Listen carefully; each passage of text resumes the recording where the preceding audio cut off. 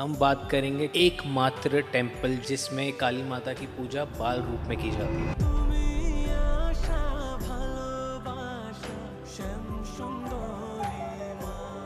सब काम में हार चुके हैं, जीवन में और कोई रास्ता नहीं दिखाई दे रहा है। माँ श्याम सुंदरी के पास जाने के बाद अलग रोशनी दिखाई देता है। जीवित काली बोला जाता है, इसके पीछे बताइए। रात 12 बजे मंदिर बंद हो जाता है और पूजा शुरू होता है। उस समय माना जाता है कि माँ बाहर निकलती है।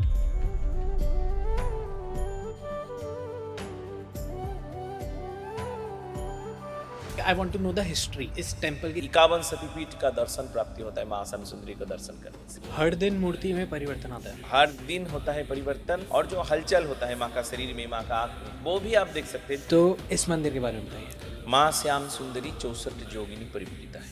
उनका जो मूल मंत्र है वो अष्टाक्षरी मंत्र। एक और चीज मैं पढ़ रहा था कि स्वरूप के नीचे शिव जी और विष्णु जी। ये जो दक्षिण चरण है, ये जो कमल है, वो है इस जगत माया और सत्य ब्रह्म। और बाया चरण देता है महामाया हमें रोक रहा है माँ से मिलने से। जो महामाया है वो ही ब्रह्म है। बहुत लोगों को मैंने देखा है कि मंदिर जा रहे हैं, रिचुअल्स कर रहे हैं, साधना कर रहे हैं, मंत्र जाप कर रहे हैं, नाम जाप कर रहे हैं। एक दिन ऐसा आता है कि जहाँ से सब जीरो हो जाता है। ऐसा क्यों होता है? मानुष के जीवन में ऐसा होता है कि तब कुछ अच्छा नहीं करता। भगवान में मुझे नहीं चाहिए, इसे बोला जाता है वानप्रस्थ। बहुत सारे लोग काली माता को तंत्र विद्या, डार्क एंटिटीज, सारी चीजों के साथ जोड़ते हैं। काली द अल्टीमेट पावर।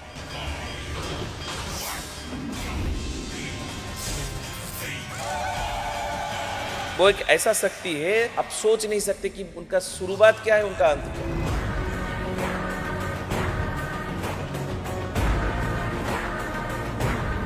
तो काली के बाद क्या आता है? तारा। तारा क्या है? ज्ञान का प्रतीक। उसके बाद जो माँ का सबसे सुंदर स्वरूप है, त्रिपुर सुंदर। उनसे सुंदर और कुछ नहीं है इस जगत में। उसके बाद आता है छिन्न। कामना का संबंध ज्यादा रहता है, फिजिकल नीड्स। उससे ज्यादा कठिन कुछ नहीं। इसके बाद कौन आता है? सप्तम महाविद्या है धूमावती। धूमावती मतलब सब खत्म।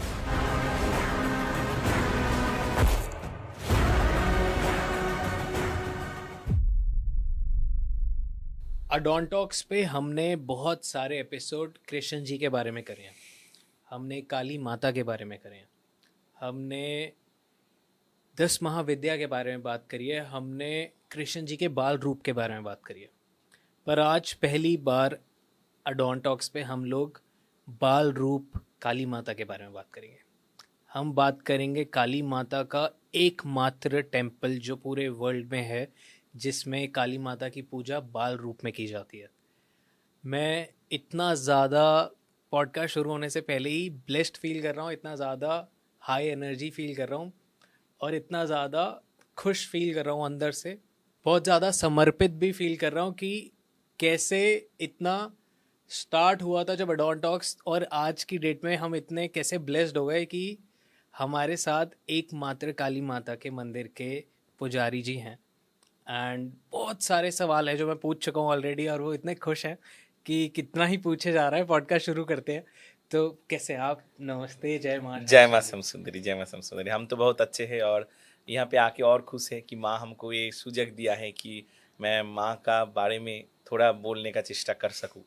मैं ऑनेस्टली बहुत ज़्यादा खुश हूँ कि आप आए, स्पेशली कोलकाता से आए। और आई डोंट नो, मैं अभी थोड़े दिन पहले इंटरनेट पे बोला था कि मेरे को माँ के बारे में बहुत कुछ जानना है, बहुत कुछ डेप्थ में जानना है। और बहुत लोग ना ऊपर से बातें करते हैं, ऊपर से बताते हैं कि ये चीज़ें हैं, थोड़ी सी बात करते हैं 10 महाविद्या के बारे में, थोड़ी सी तंत्र के बारे में, थोड़ी सी ये बारे में, वो बारे में। बट मैंने बस इंटरनेट पे बोला, आई डोंट नो आपने या टीम ने किसी ने भी वो देखी वीडियो या नहीं देखी, बट आई फील कि जब आप कुछ दिल से मांगते हो ना तो वो पूरा हो जाता है। और आज आप मेरे सामने हो, so thank you so much आने के लिए। एंड आप बताइए, जो आप, मैं चाहूँगा कि आप ये शुरू कीजिए। मैं जिस मंदिर से आया हूँ जी। वो सिर्फ एक मंदिर नहीं, वो हर मानुष के पास रहने वाला एक चीज़ है, वो है दिल, हृदय। और उस हृदय में जैसे माँ श्याम सुंदरी हर सबके पास रहते हैं, वैसे ही वो हृदय रूपी मंदिर में माँ श्याम सुंदरी विराजित है। जी। उनका संबंध मानुष के साथ भाव से है, हम्म। प्यार वाली संबंध है। जहाँ माँ काली को बंगाल में आप जानते हैं, माछ छोड़ के, मछली छोड़ के, मांसो छोड़ के, बलि छोड़ के, या कारण मतलब मदिरा या मद्य छोड़ के, दारू छोड़ के पूजा नहीं होता। वहाँ पे माँ काली के लिए भक्त लोग लेके जाता है Frooti, Frooti. Cadbury, soft toys आंख में ना लग जाए, छोटी बच्ची है ना, हाँ हाँ हाँ। खेलने के टाइम आंख में ना लग जाए, इसलिए सॉफ्ट टॉयज ढूंढता है। हम्म छोटी बच्ची है, उनको समझ में नहीं आएगा, अगर आंख में लग गया तो गाल में लग गया तो क्या होगा। हम्म ऐसा संबंध है माँ श्याम सुंदरी के साथ दूसरा भक्तों का। ये पूजा का पार्ट नहीं है। पूजा में माँ को फ्रूटी चढ़ाया नहीं जाता, माँ को कैडबरी चढ़ाया नहीं जाता, वो पुतला या जो डॉल होता है वो चढ़ाया नहीं जाता, लेकिन सही में वे पूजा में चढ़ाया जाता है। हाँ। जो असली पूजा है, जो पूजा यहाँ से होता है, जो हम भाव से लेके आते हैं। भाव से। मैंने जब फर्स्ट टाइम इंस्टाग्राम पे ही देखी थी वीडियो, जो एक रील ऐसे मैं स्क्रॉल कर रहा था और मैं देख रहा था और एकदम से उनका स्वरूप मेरे सामने आता है। मैं बिल्कुल नॉर्मल हूँ, बिल्कुल बैठा हुआ हूँ और अपना अलग, जब हम रील देख रहे होते हैं तो अलग ही धुन में होते हैं ना, पर मैं वहाँ 2 मिनट रुकता हूँ और पता नहीं कैसे, और ये बहुत रेयर होता है कि मेरी आंखों से आंसू आ जाते हैं। उस टाइम पे आई जस्ट फेल्ट कि बहुत ही स्ट्रॉन्ग कनेक्शन। मेरे को कोई आइडिया नहीं था कि मैं देख पा रहा था कि काली माता है, बट काली माता का यूजुअली जो रूप दिखाया जाता है या मूर्ति होती है वो थोड़ी सी एग्रेसिव होती है, बट फिर भी बहुत सौम्य होती है। बट यहाँ पे वो बहुत एक प्यारी सी बच्ची, एक बिल्कुल अलग ही रूप था और मेरे को समझ नहीं आ रहा था मैं क्या देख रहा हूँ, क्या है ये, बिल्कुल ब्लैंक था मैं। और सिर्फ जो था ना मेरे अंदर से निकल रहे थे, वो निकल रहे थे एक्सट्रीमली भाव, और आईज बिल्कुल ऐसे थोड़ी सी वो पानी पानी सा हो रहा था और मैं संभाल रहा था कि क्या हो रहा है मेरे साथ, क्या हो रहा है। तो ये फर्स्ट टाइम मैंने जब देखा था, तो आप एक बार प्लीज स्वरूप एक्सप्लेन कीजिए। देखिए, सिर्फ ये आपका नहीं है, ये तो सही में आपके साथ उनका संबंध है। ये सडनली नहीं हुआ आपसे, वो पूर्व निर्दिष्ट है। उनको सब कुछ पता था, ये मेरा फोटो एक दिन देखेगा और मुझसे प्यार कर बैठे। ये आपका अगले जन्म का संबंध है माँ के साथ। तो हर कोई भक्त जब माँ के साथ, माँ के सामने जाते हैं तो वैसे भाव में विह्वल हो जाते हैं, खुद ब खुद बात करने लगता है, हंसने लगता है, रोने लगता है, जैसे मानो बहुत ही अपना किसी से उनका भेंट हो गया। छोटे बच्चे को कभी देखे हैं? छोटा बच्चा या बच्ची को आप घर में रख के जाते हैं, उनका माता पिता सब खिलौना बिलौना सब कुछ देते हैं, लेकिन उनका माँ उनके पास नहीं है। शाम को जब माँ लौट के आता है, वो सब कुछ छोड़ के माँ की तरफ ऐसे देखता है कि वो अभी रो देगा। नहीं रुआ, लेकिन रो देगा। जब आके माँ पकड़ लेता है तब हाव हाव करके रो देता है। मेरे पास सब कुछ था लेकिन कुछ नहीं था माँ। ऐसा ही भाव होता है माँ श्याम सुंदरी के पास जाने के बाद। माँ सब समय मुस्कुराती है। कोई भी दुख लेके माँ के सामने जाए ना, माँ भी उनका आंख को पोंछ देता है। दुख नाम का चीज नहीं रहता। कोई भी कितना भी हारे चुके हैं, सब कुछ बात में हार चुके हैं, सब काम में हार चुके हैं, जीवन में और कोई रास्ता नहीं दिखाई दे रहा है, माँ श्याम सुंदरी के पास जाने के बाद एक अलग रास्ता, एक अलग रोशनी दिखाई देता है। यही है माँ श्याम सुंदरी का विशेषत्व। सब लोग इसलिए प्यार से बोलते हैं जीवित काली। हाँ, जीवित काली बोला जाता है, इसके पीछे आप बताइए, क्या लोग क्या ऐसा महसूस करते हैं कि जितना मैंने रिसर्च किया तो लोग बताते हैं कि पैरों में मिट्टी लगी होती है कि जैसे माँ घूम के आई हो, और बहुत सारी ऐसी चीज़ें होती है, तो वो बताइए। माँ बाहर को हर दिन रात 12 बजे माँ का एक पूजा होता है मंदिर में। हाँ। जो निर्दिष्ट कुछ पुजारी ही वो पूजा करते हैं, उस समय बाहर का कोई अलाउ नहीं होता मंदिर में। ओके। लेकिन माँ उस समय माना जाता है कि पूजा शुरू होने के बाद बाहर निकल जाती है, वॉक पे टहलने। वो भाव का कंगाल है। जैसे आप प्यार से माँ को बुलाए ना, तो वहां से यहाँ आ जाएगा। हाँ। इसलिए उनको निकलना पड़ता है। तो निकलने के टाइम बच्ची है, उनको समझ में नहीं आता है कि पैर धो के उसके बाद घुसना चाहिए मंदिर में। वो धूल पैर में ही घुस जाता है। हाँ। कभी कभी कीचड़ रहता है रास्ता में, कीचड़ पैर में लग जाता है। ये तो सही में होता है। पुजारी जब हर दिन होता है? हाँ, दूसरे दिन जब मंदिर खुलते ही पुजारी लोग दिखाई देता है पैर में धूल है। हम भी देखे हैं, आप भी देख सकते हैं। और जो हलचल होता है माँ का शरीर में, माँ का आंख में, वो भी आप देख सकते हैं। जो सत्य है वो सबके लिए सत्य है। हर दिन मूर्ति में परिवर्तन आता है? हर दिन होता है परिवर्तन। जब अमावस्या के दिन जो होता है, दिया जलता है, माँ का एक दिया में पूजा होती है, उस समय हर कोई देख सकता है। उस टाइम में जब माँ का आरती होता है, माँ का पूजा होता है। और साधारण दिन, हर दिन जो होता है, अमावस्या छोड़ के जो दूसरा दिन, उस दिन दिखाई देता है, लेकिन हर किसी को नहीं, कोई कोई देख पाता है। बहुत सारा भक्त देखता है। जो सत्य है वो सबके लिए सत्य है। वो किसी विशेष समय के लिए, विशेष मानुष के लिए या विशेष संप्रदाय के लिए वो सत्य है, और सबके लिए सत्य नहीं है, ऐसा नहीं हो सकता। सत्य सबके लिए एक है। जैसे सूरज सबको रोशनी देता है, पापी को भी देता है, पुण्यवान को भी देता है। छोटा सा चीटी को भी देता है और बड़ा सा हाथी को भी देता है। जी। जैसे हम वृंदावन जाते हैं तो बांके बिहारी की जब पूजा हो रही होती है तो वो ना बहुत पर्दा करते हैं और हटाते हैं, पर्दा करते हैं हटाते हैं, क्योंकि ऐसा माना जाता है कि भक्त के भाव जब बहुत ज़्यादा होते हैं तो जैसे ही बांके बिहारी जी से भक्त की नज़र मिलती है और बांके बिहारी जी जब भक्त को देखते हैं तो उसके बाद चले जाते हैं, तो वो चले ही जाते हैं। और एक बार ऐसा हुआ था कि 3-4 दिन के लिए वो किसी के साथ चले गए थे, फिर पुजारी वहाँ के जो थे वो उनको लेके आए थे वापस बहुत विनती करके। हाँ। तो ऐसा कुछ ऐसा होता है। देखिए ऐसा भी होता है। हाँ। ये भी भाव का ठाकुर है माँ श्याम सुंदरी। हाँ। भक्त लोग जब खड़ा रहता है लगता है, जब बहुत प्यार से बुलाते हैं तो लगता है उनके पास चला गया, उनके साइड में जाके खड़ा हो गया, उनके साथ बात करने लगा। और घर जाने का हम बोले ना, पैर में जो कीचड़ लग जाता है, धूल लग जाता है, तो हरदम होता है। हाँ। सिर्फ एक भक्त के लिए नहीं होता, हर किसी के लिए होता है। आप भी अगर उनको बुलाइएगा, पापी पुण्यवान भक्त अभक्त कुछ नहीं वो विचार करता। वो छोटी बच्ची है ना, कोई भी प्यार से बुलाते हैं। मानिए बहुत पापी व्यक्ति है कोई, हाँ। लेकिन एक दिन के लिए, 1 घंटा के लिए, 10 मिनट के लिए तो उनके भाव जीवन आ में गया। भाव आया, हाँ। उसी भाव में वो बिक जाता है, कंगाल हो जाता है और उनके घर भाग जाता है उनको दर्शन करने के लिए। और वो महसूस करता है कि घर में आया, माँ का छम छम आवाज हुआ, घर में चिन्ह पद चिन्ह कभी कभी मिला रहता है। बहुत सारा भक्त ऐसा देखा है, आप भी देख सकते हैं। जो लोग पॉडकास्ट देख रहे हैं वो भी माँ को बुला के देख सकता है कि ये कहानी है कि सत्य है। बुलाइए प्लीज़, आई वांट कि आप देखिए, हम लोग फोटोज़ और वीडियोस भी दिखाएंगे जितने लोग नहीं गए हैं अब तक, या मैं मेरी बहुत बहुत ज़्यादा दिल से तमन्ना है कि मैं बस अभी आप ही के साथ चला जाऊँ ऑफिस फ्लाइट पे बैठ के, बट मैं आऊँगा ज़रूर। जरूर जरूर, एंड माँ भी आपके लिए अपेक्षा करेगा। अरे जय माँ श्याम सुंदरी, सही में। मैं बहुत ओवरवेल्म फील कर रहा हूँ, बहुत ज़्यादा इमोशनल फील कर रहा हूँ, पता नहीं क्यों, बट मैं बहुत खुश हूँ। एक और चीज़ मैं पढ़ रहा था कि स्वरूप के नीचे शिव जी और विष्णु जी हैं, वो बताइए आप। माँ का जो मूर्ति तत्व है, माँ श्याम सुंदरी का मूर्ति तत्व, उसमें माँ का जो दक्षिण पद वो शिव का हृदय के ऊपर स्थापित है। वो हृदय है कल्पवृक्ष का कमल, कल्पवृक्ष का पद्म।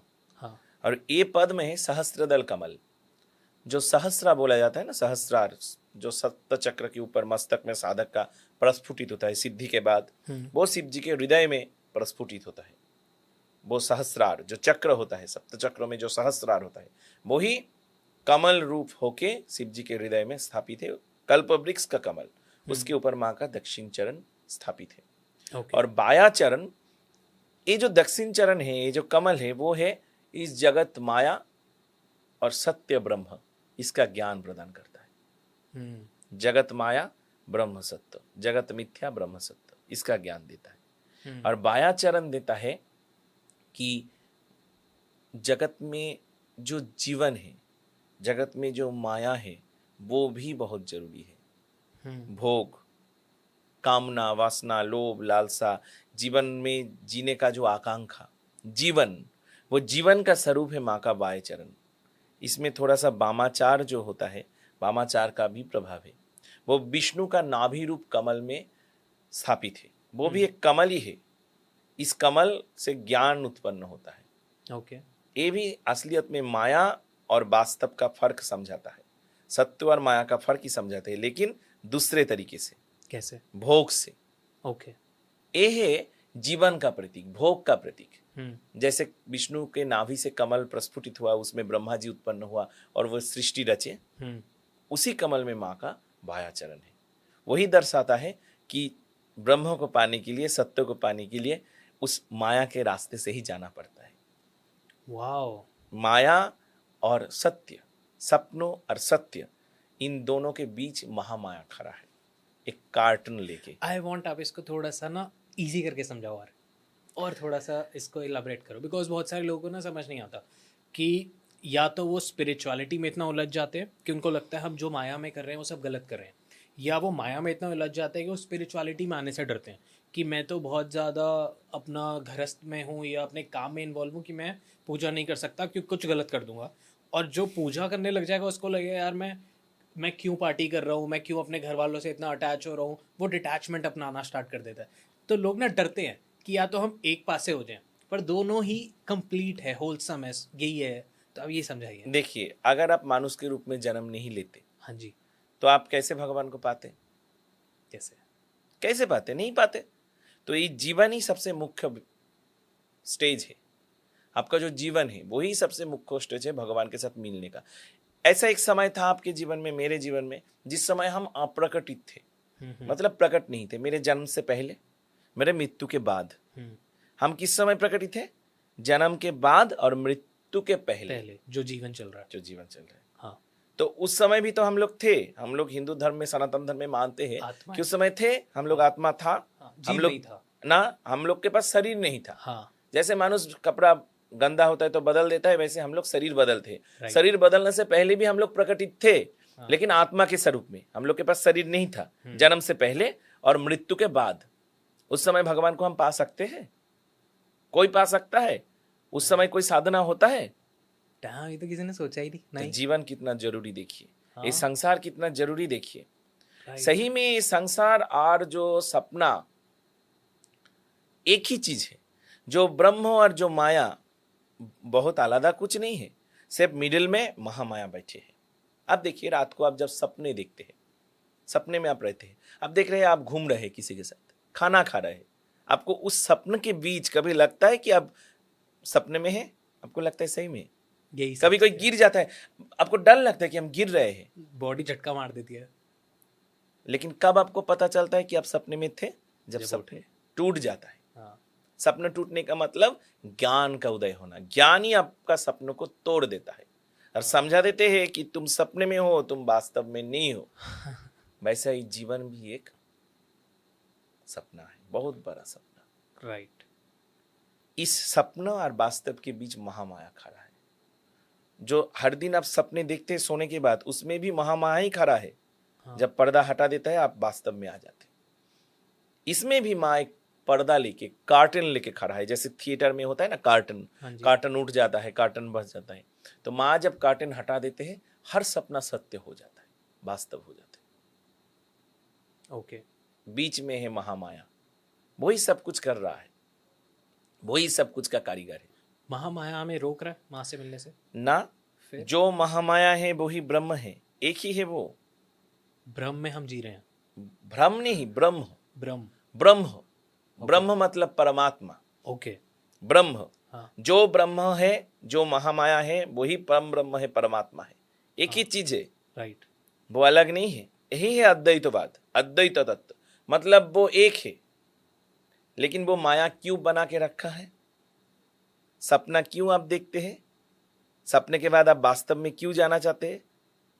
सपना अगर नहीं देखिएगा तो वास्तव में जाने का कोई बात नहीं है। सपनों आपको समझा देता है, सपनों के बाद जो ज्ञान होता है वो आपको सपना समझा देता है कि सपन मिथ्या था, हमको झूठ में जीना नहीं है, हम सत्य में जीना चाहते हैं। पर ये तो सबकी फ्री विल नहीं हुई। ये तो सबका मतलब खुद से मन नहीं हुआ कि मैं क्या सत्य में जीना चाहता हूँ या ना। किसी का किसी प्रकार से मन में नहीं हो सकता ये बात। आप जब सपने में सोते हैं, आप सोचिए ना, जीवन भी एक बड़ा सपना है। छोटे सपने में आप जब सोते हैं, आपको कभी लगता है कि मैं इस सपने से उठना चाहती हूँ? डर, जब आपको दुख होता है तब सोच चाहते हैं कि हम इस दुख से निकलना चाहते हैं। जीवन में भी तो होता है कि जब दुख आता है आप चाहते हैं हमको ये दुख नहीं चाहिए, लेकिन जब सुख होता है, जब हम आनंद में रहते हैं, तब आप चाहते हैं कि आनंद खत्म हो जाए। सपने में भी वैसा होता है। सपनों को आप तोड़ सकते हैं। नींद में जब आप सोते हैं, आप अपनी नींद को तोड़ सकते हैं। नींद को जो तोड़ रहा है, इस जीवन का नींद को भी वो ही तोड़ता है। उन्हीं की इच्छा से सब कुछ हो रहा है।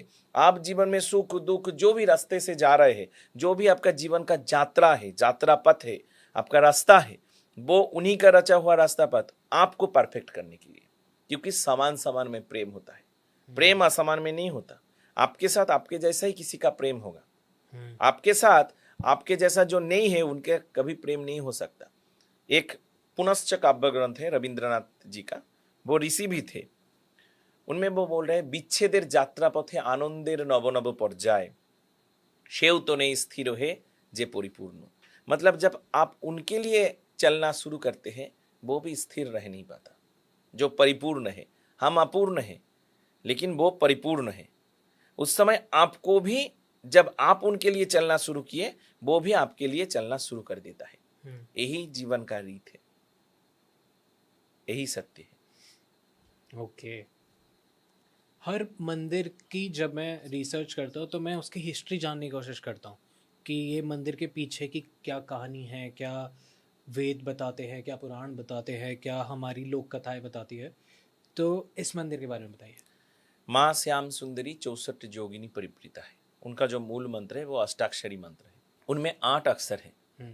एक एक अक्षर में 8-8 करके बीज मंत्र लेके मोट 64 बीज मंत्र का समाहार ये मंत्र है। ये मंत्र में जो 64 जोगिनियां हैं वो माँ का दासी है। ओके। ये जो जानते हैं वो जानते हैं, लेकिन जो माँ को पाना चाहते हैं उसको ये जानना है कि वो 64 जोगिनियां और माँ एक है।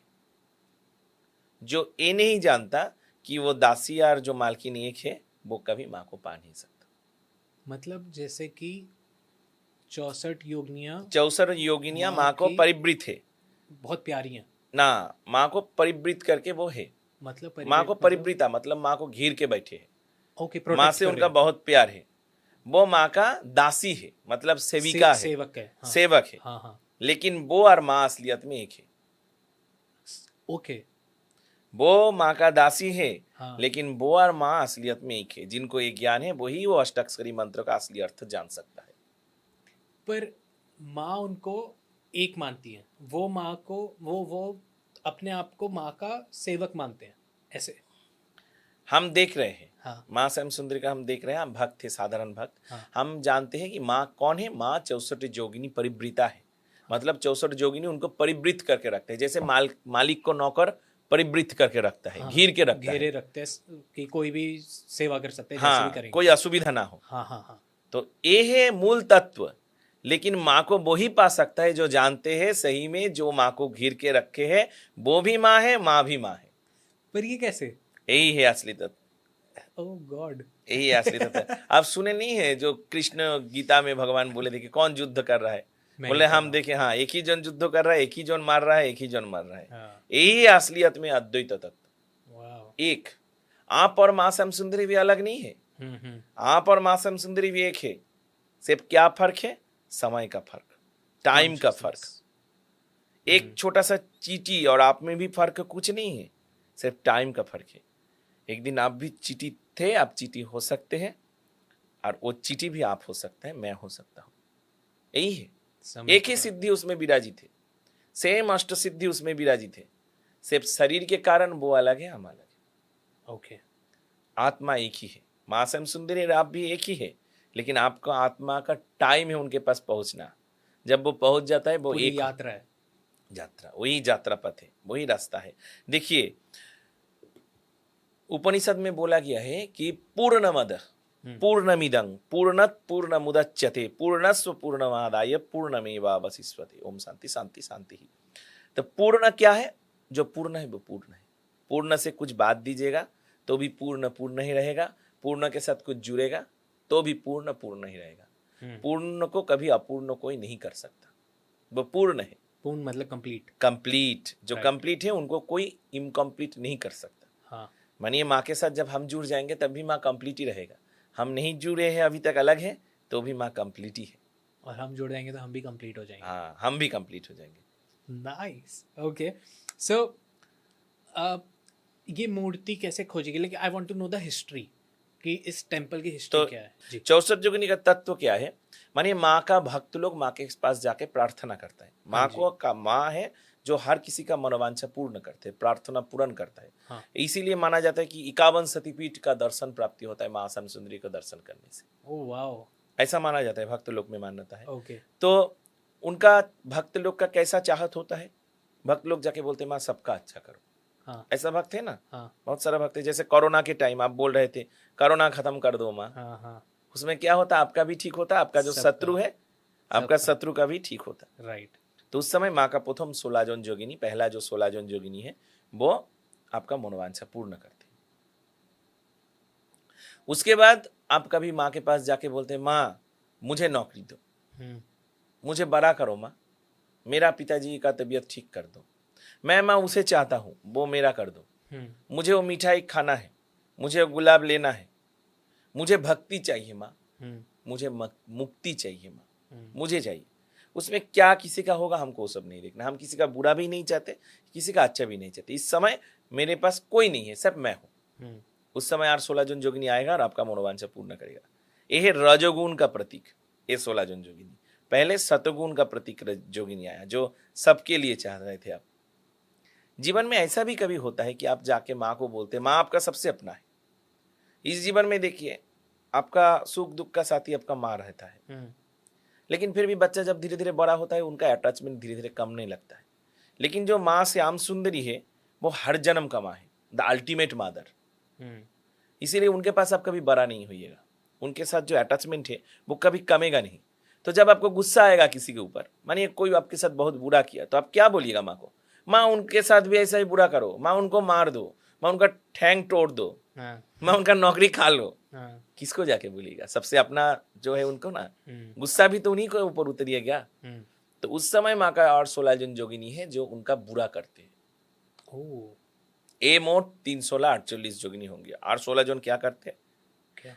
जब आपका मन में, मानुष का जीवन में ऐसा होता है, 1 मिनट के लिए हो सकता है, 1 दिन के लिए हो सकता है, 2 साल के लिए हो सकता है, 2 घंटे के लिए हो सकता है। क्या है कि तब कुछ अच्छा नहीं लगता, ना कोई ज्ञान अच्छा लगता है, ना नाम जस जो यश है वो अच्छा नहीं लगता, कोई व्यक्ति अच्छा नहीं लगता, सब लगता है पराया, फालतू कर रहे हैं, कोई सेटिस्फैक्शन नहीं है, कुछ नहीं लगता मन में। हमको और नया जामा खरीदना नहीं है। हम, मेरा गाल में एक ठो दाग हो गया, हमको देखना नहीं है। नीरस हो जाते हैं जो। मुझे मंदिर भी जाना नहीं है, भगवान भी मुझे नहीं चाहिए, मुझे भक्ति भी नहीं चाहिए, मुझे कुछ नहीं चाहिए, पैसा भी नहीं चाहिए। हम थोड़ा 10 मिनट के लिए कहीं जंगल में जाके बैठना चाहते हैं, कोई मुझे ना देखे, हम किसी को ना देखे। इसे बोला जाता है वानप्रस्थ। इस अवस्था को वानप्रस्थ, यही है वानप्रस्थ। आप अलग मत सोचिए इसको। ना सन्यास ना संसार। हमको सन्यास भी नहीं चाहिए, हमको ईश्वर नहीं चाहिए, हमको संसार भी नहीं चाहिए। यही तो है वानप्रस्थ। इस समय जो जोगिनी आपको साथ देगा, आपको हर दुख से निवारण करने का रास्ता दिखाएगा, वो है निर्गुण का प्रतीक। इस समय मन आपका कोई गुण में नहीं है, ना सतगुण, ना रजगुण, ना तमगुण, ना कोई गुण। जीवन में होता है, बहुत होता है, 10 मिनट के लिए भी किसी का ना किसी का हुआ है। मेरा तो इस उम्र में हो जाता है, होता है। तो यही वास्तविक है। तो इस समय और 16 जन जोगिनी आपको माँ के पास लेके जाता है। इस समय मनुष्य सबसे ज्यादा समझ पाता है कि जगत माया है, जगत मिथ्या है, जगत स्वप्न है, आपके हाथ में नहीं है। आपके हाथ में तो आप भी नहीं है। आपका मन हठात गुस्से हो जाते हैं, आपको बाद में पता चलते बेकार बेकार हम उनके ऊपर गुस्सा हुए, लेकिन उस समय आपके मन आपके हाथ में था, तब थोड़ी गुस्से होते। कितना गलती जीवन में हम किए हैं। हम अगर मैं अगर अपने आप में रहता तो ये गलती हम करते। तो गलती या दोष या जो कुछ भी वो मेरे हाथ में नहीं है, तो ये माया मेरे हाथ में कैसे रहेगा? सब उनके हाथ में है, वही परफेक्ट करता है।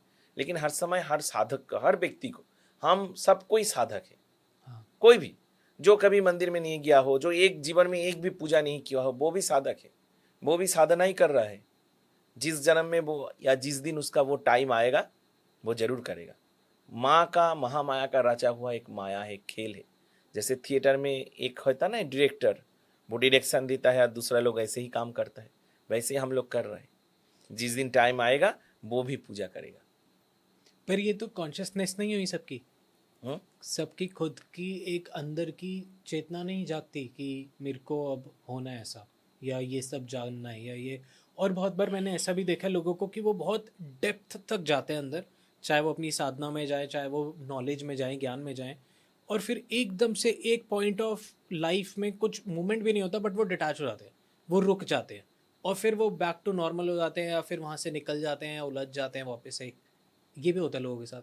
अच्छा। कि मतलब बहुत लोगों को मैंने देखा कि मंदिर जा रहे हैं, रिचुअल्स कर रहे हैं, साधना कर रहे हैं, मंत्र जाप कर रहे हैं, नाम जाप कर रहे हैं।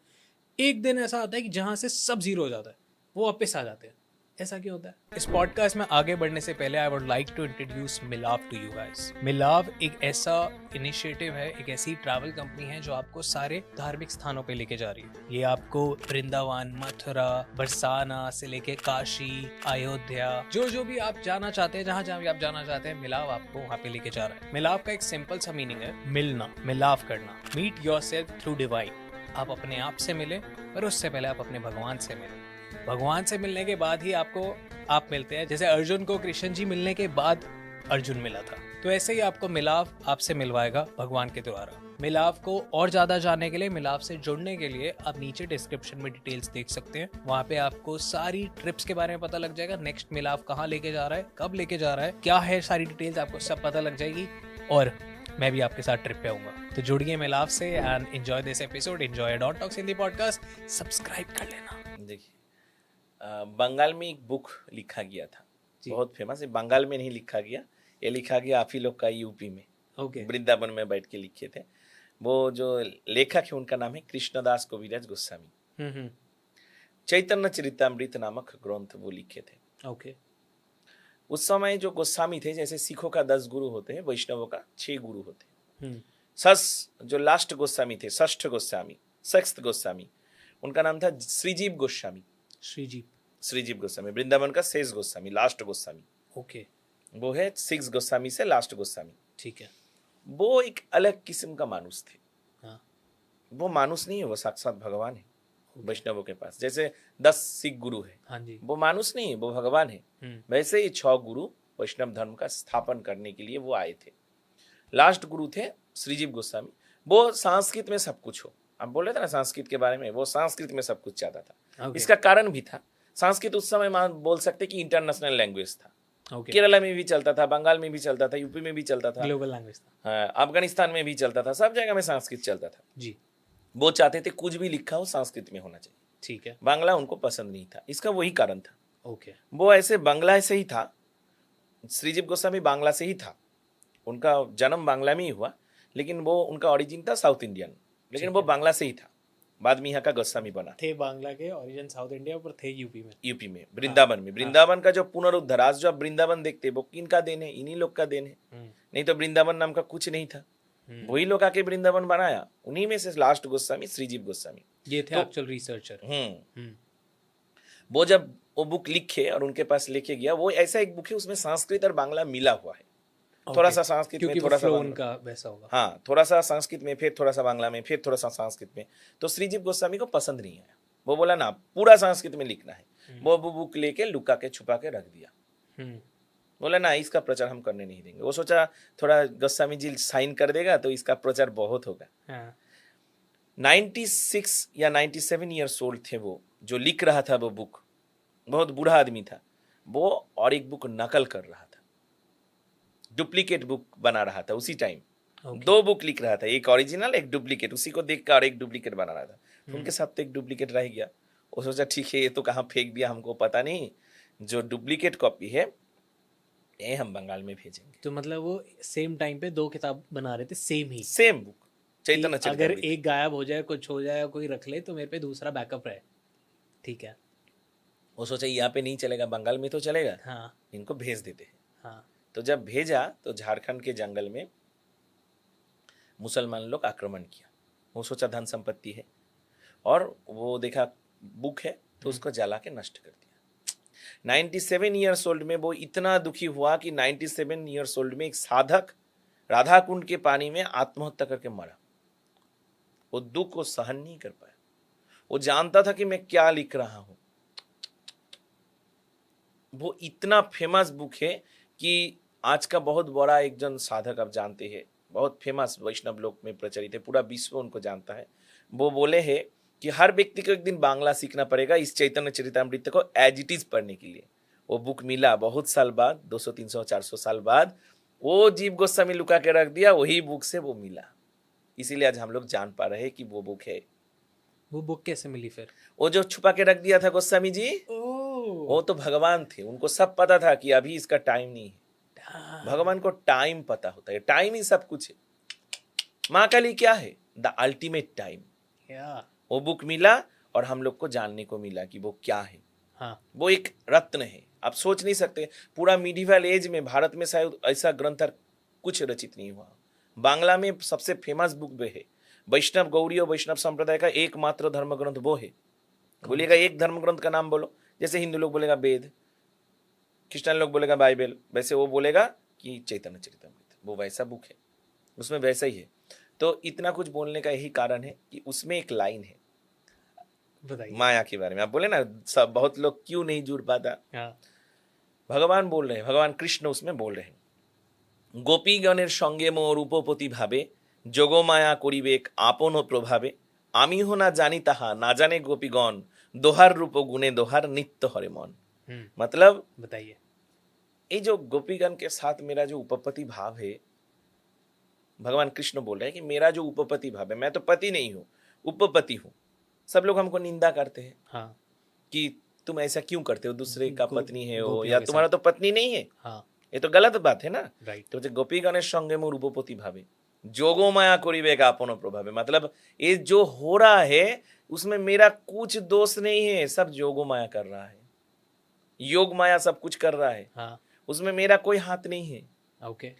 मैं नहीं जानता क्या हो रहा है, आमी हो ना जानी ताहा ना जाने गोपीगण, मतलब मैं भी कुछ नहीं जानता, वो गोपीगण भी कुछ नहीं जानता। हाँ। दोहार रूप गुणे दोहार नित्य हरे मन। कैसे उनका रूप देख के, उनका गुण देख के हम पागल हो जाते हैं कि गोपी लोग इतना अच्छे हैं, अच्छी है, और गोपी भी मेरा रूप देख के, मेरा गुण देख के पागल हो जाते हैं। सब कुछ तो जोगो माया कर रहा है। मुझे काहे लोग दोष देता है हमको समझ में नहीं आता। हाँ। मैं तो गलत नहीं हूं, मैं पापी नहीं हूं, सब कुछ वो कर रहा है। हम तो जानते हैं पाप कर्म में है, लेकिन हम दोनों कैसे मोहित हो जाते, विमोहित हो जाते, दिमाग कहाँ घूम जाता है हमको समझ में नहीं आता। तो जहां पे भगवान ऐसा बोल सकते हैं कि जोगमाया के प्रभाव से जगत चल रहा है, संसार चल रहा है, वहां पे साधारण मानुष क्या है? अब बोले ना कि कोई भगवान के पास क्यों नहीं जाता, उनका माया है, उनका लीला है। आप इस उम्र में आज ब्रॉडकास्ट कर रहे हैं एक तो नीरज विषय लेके, आपके पास वो बहुत रसिक लग रहा है, माझे माझे मुस्कुरा भी रहे हैं, आपके पास इसमें रस लग रहा है, लेकिन आपकी उम्र का बहुत सारा लड़का है, वो सुनेगा तो देख के ये हटाओ हटाओ हटाओ, ऐसा है ना? क्यों हो रहा है?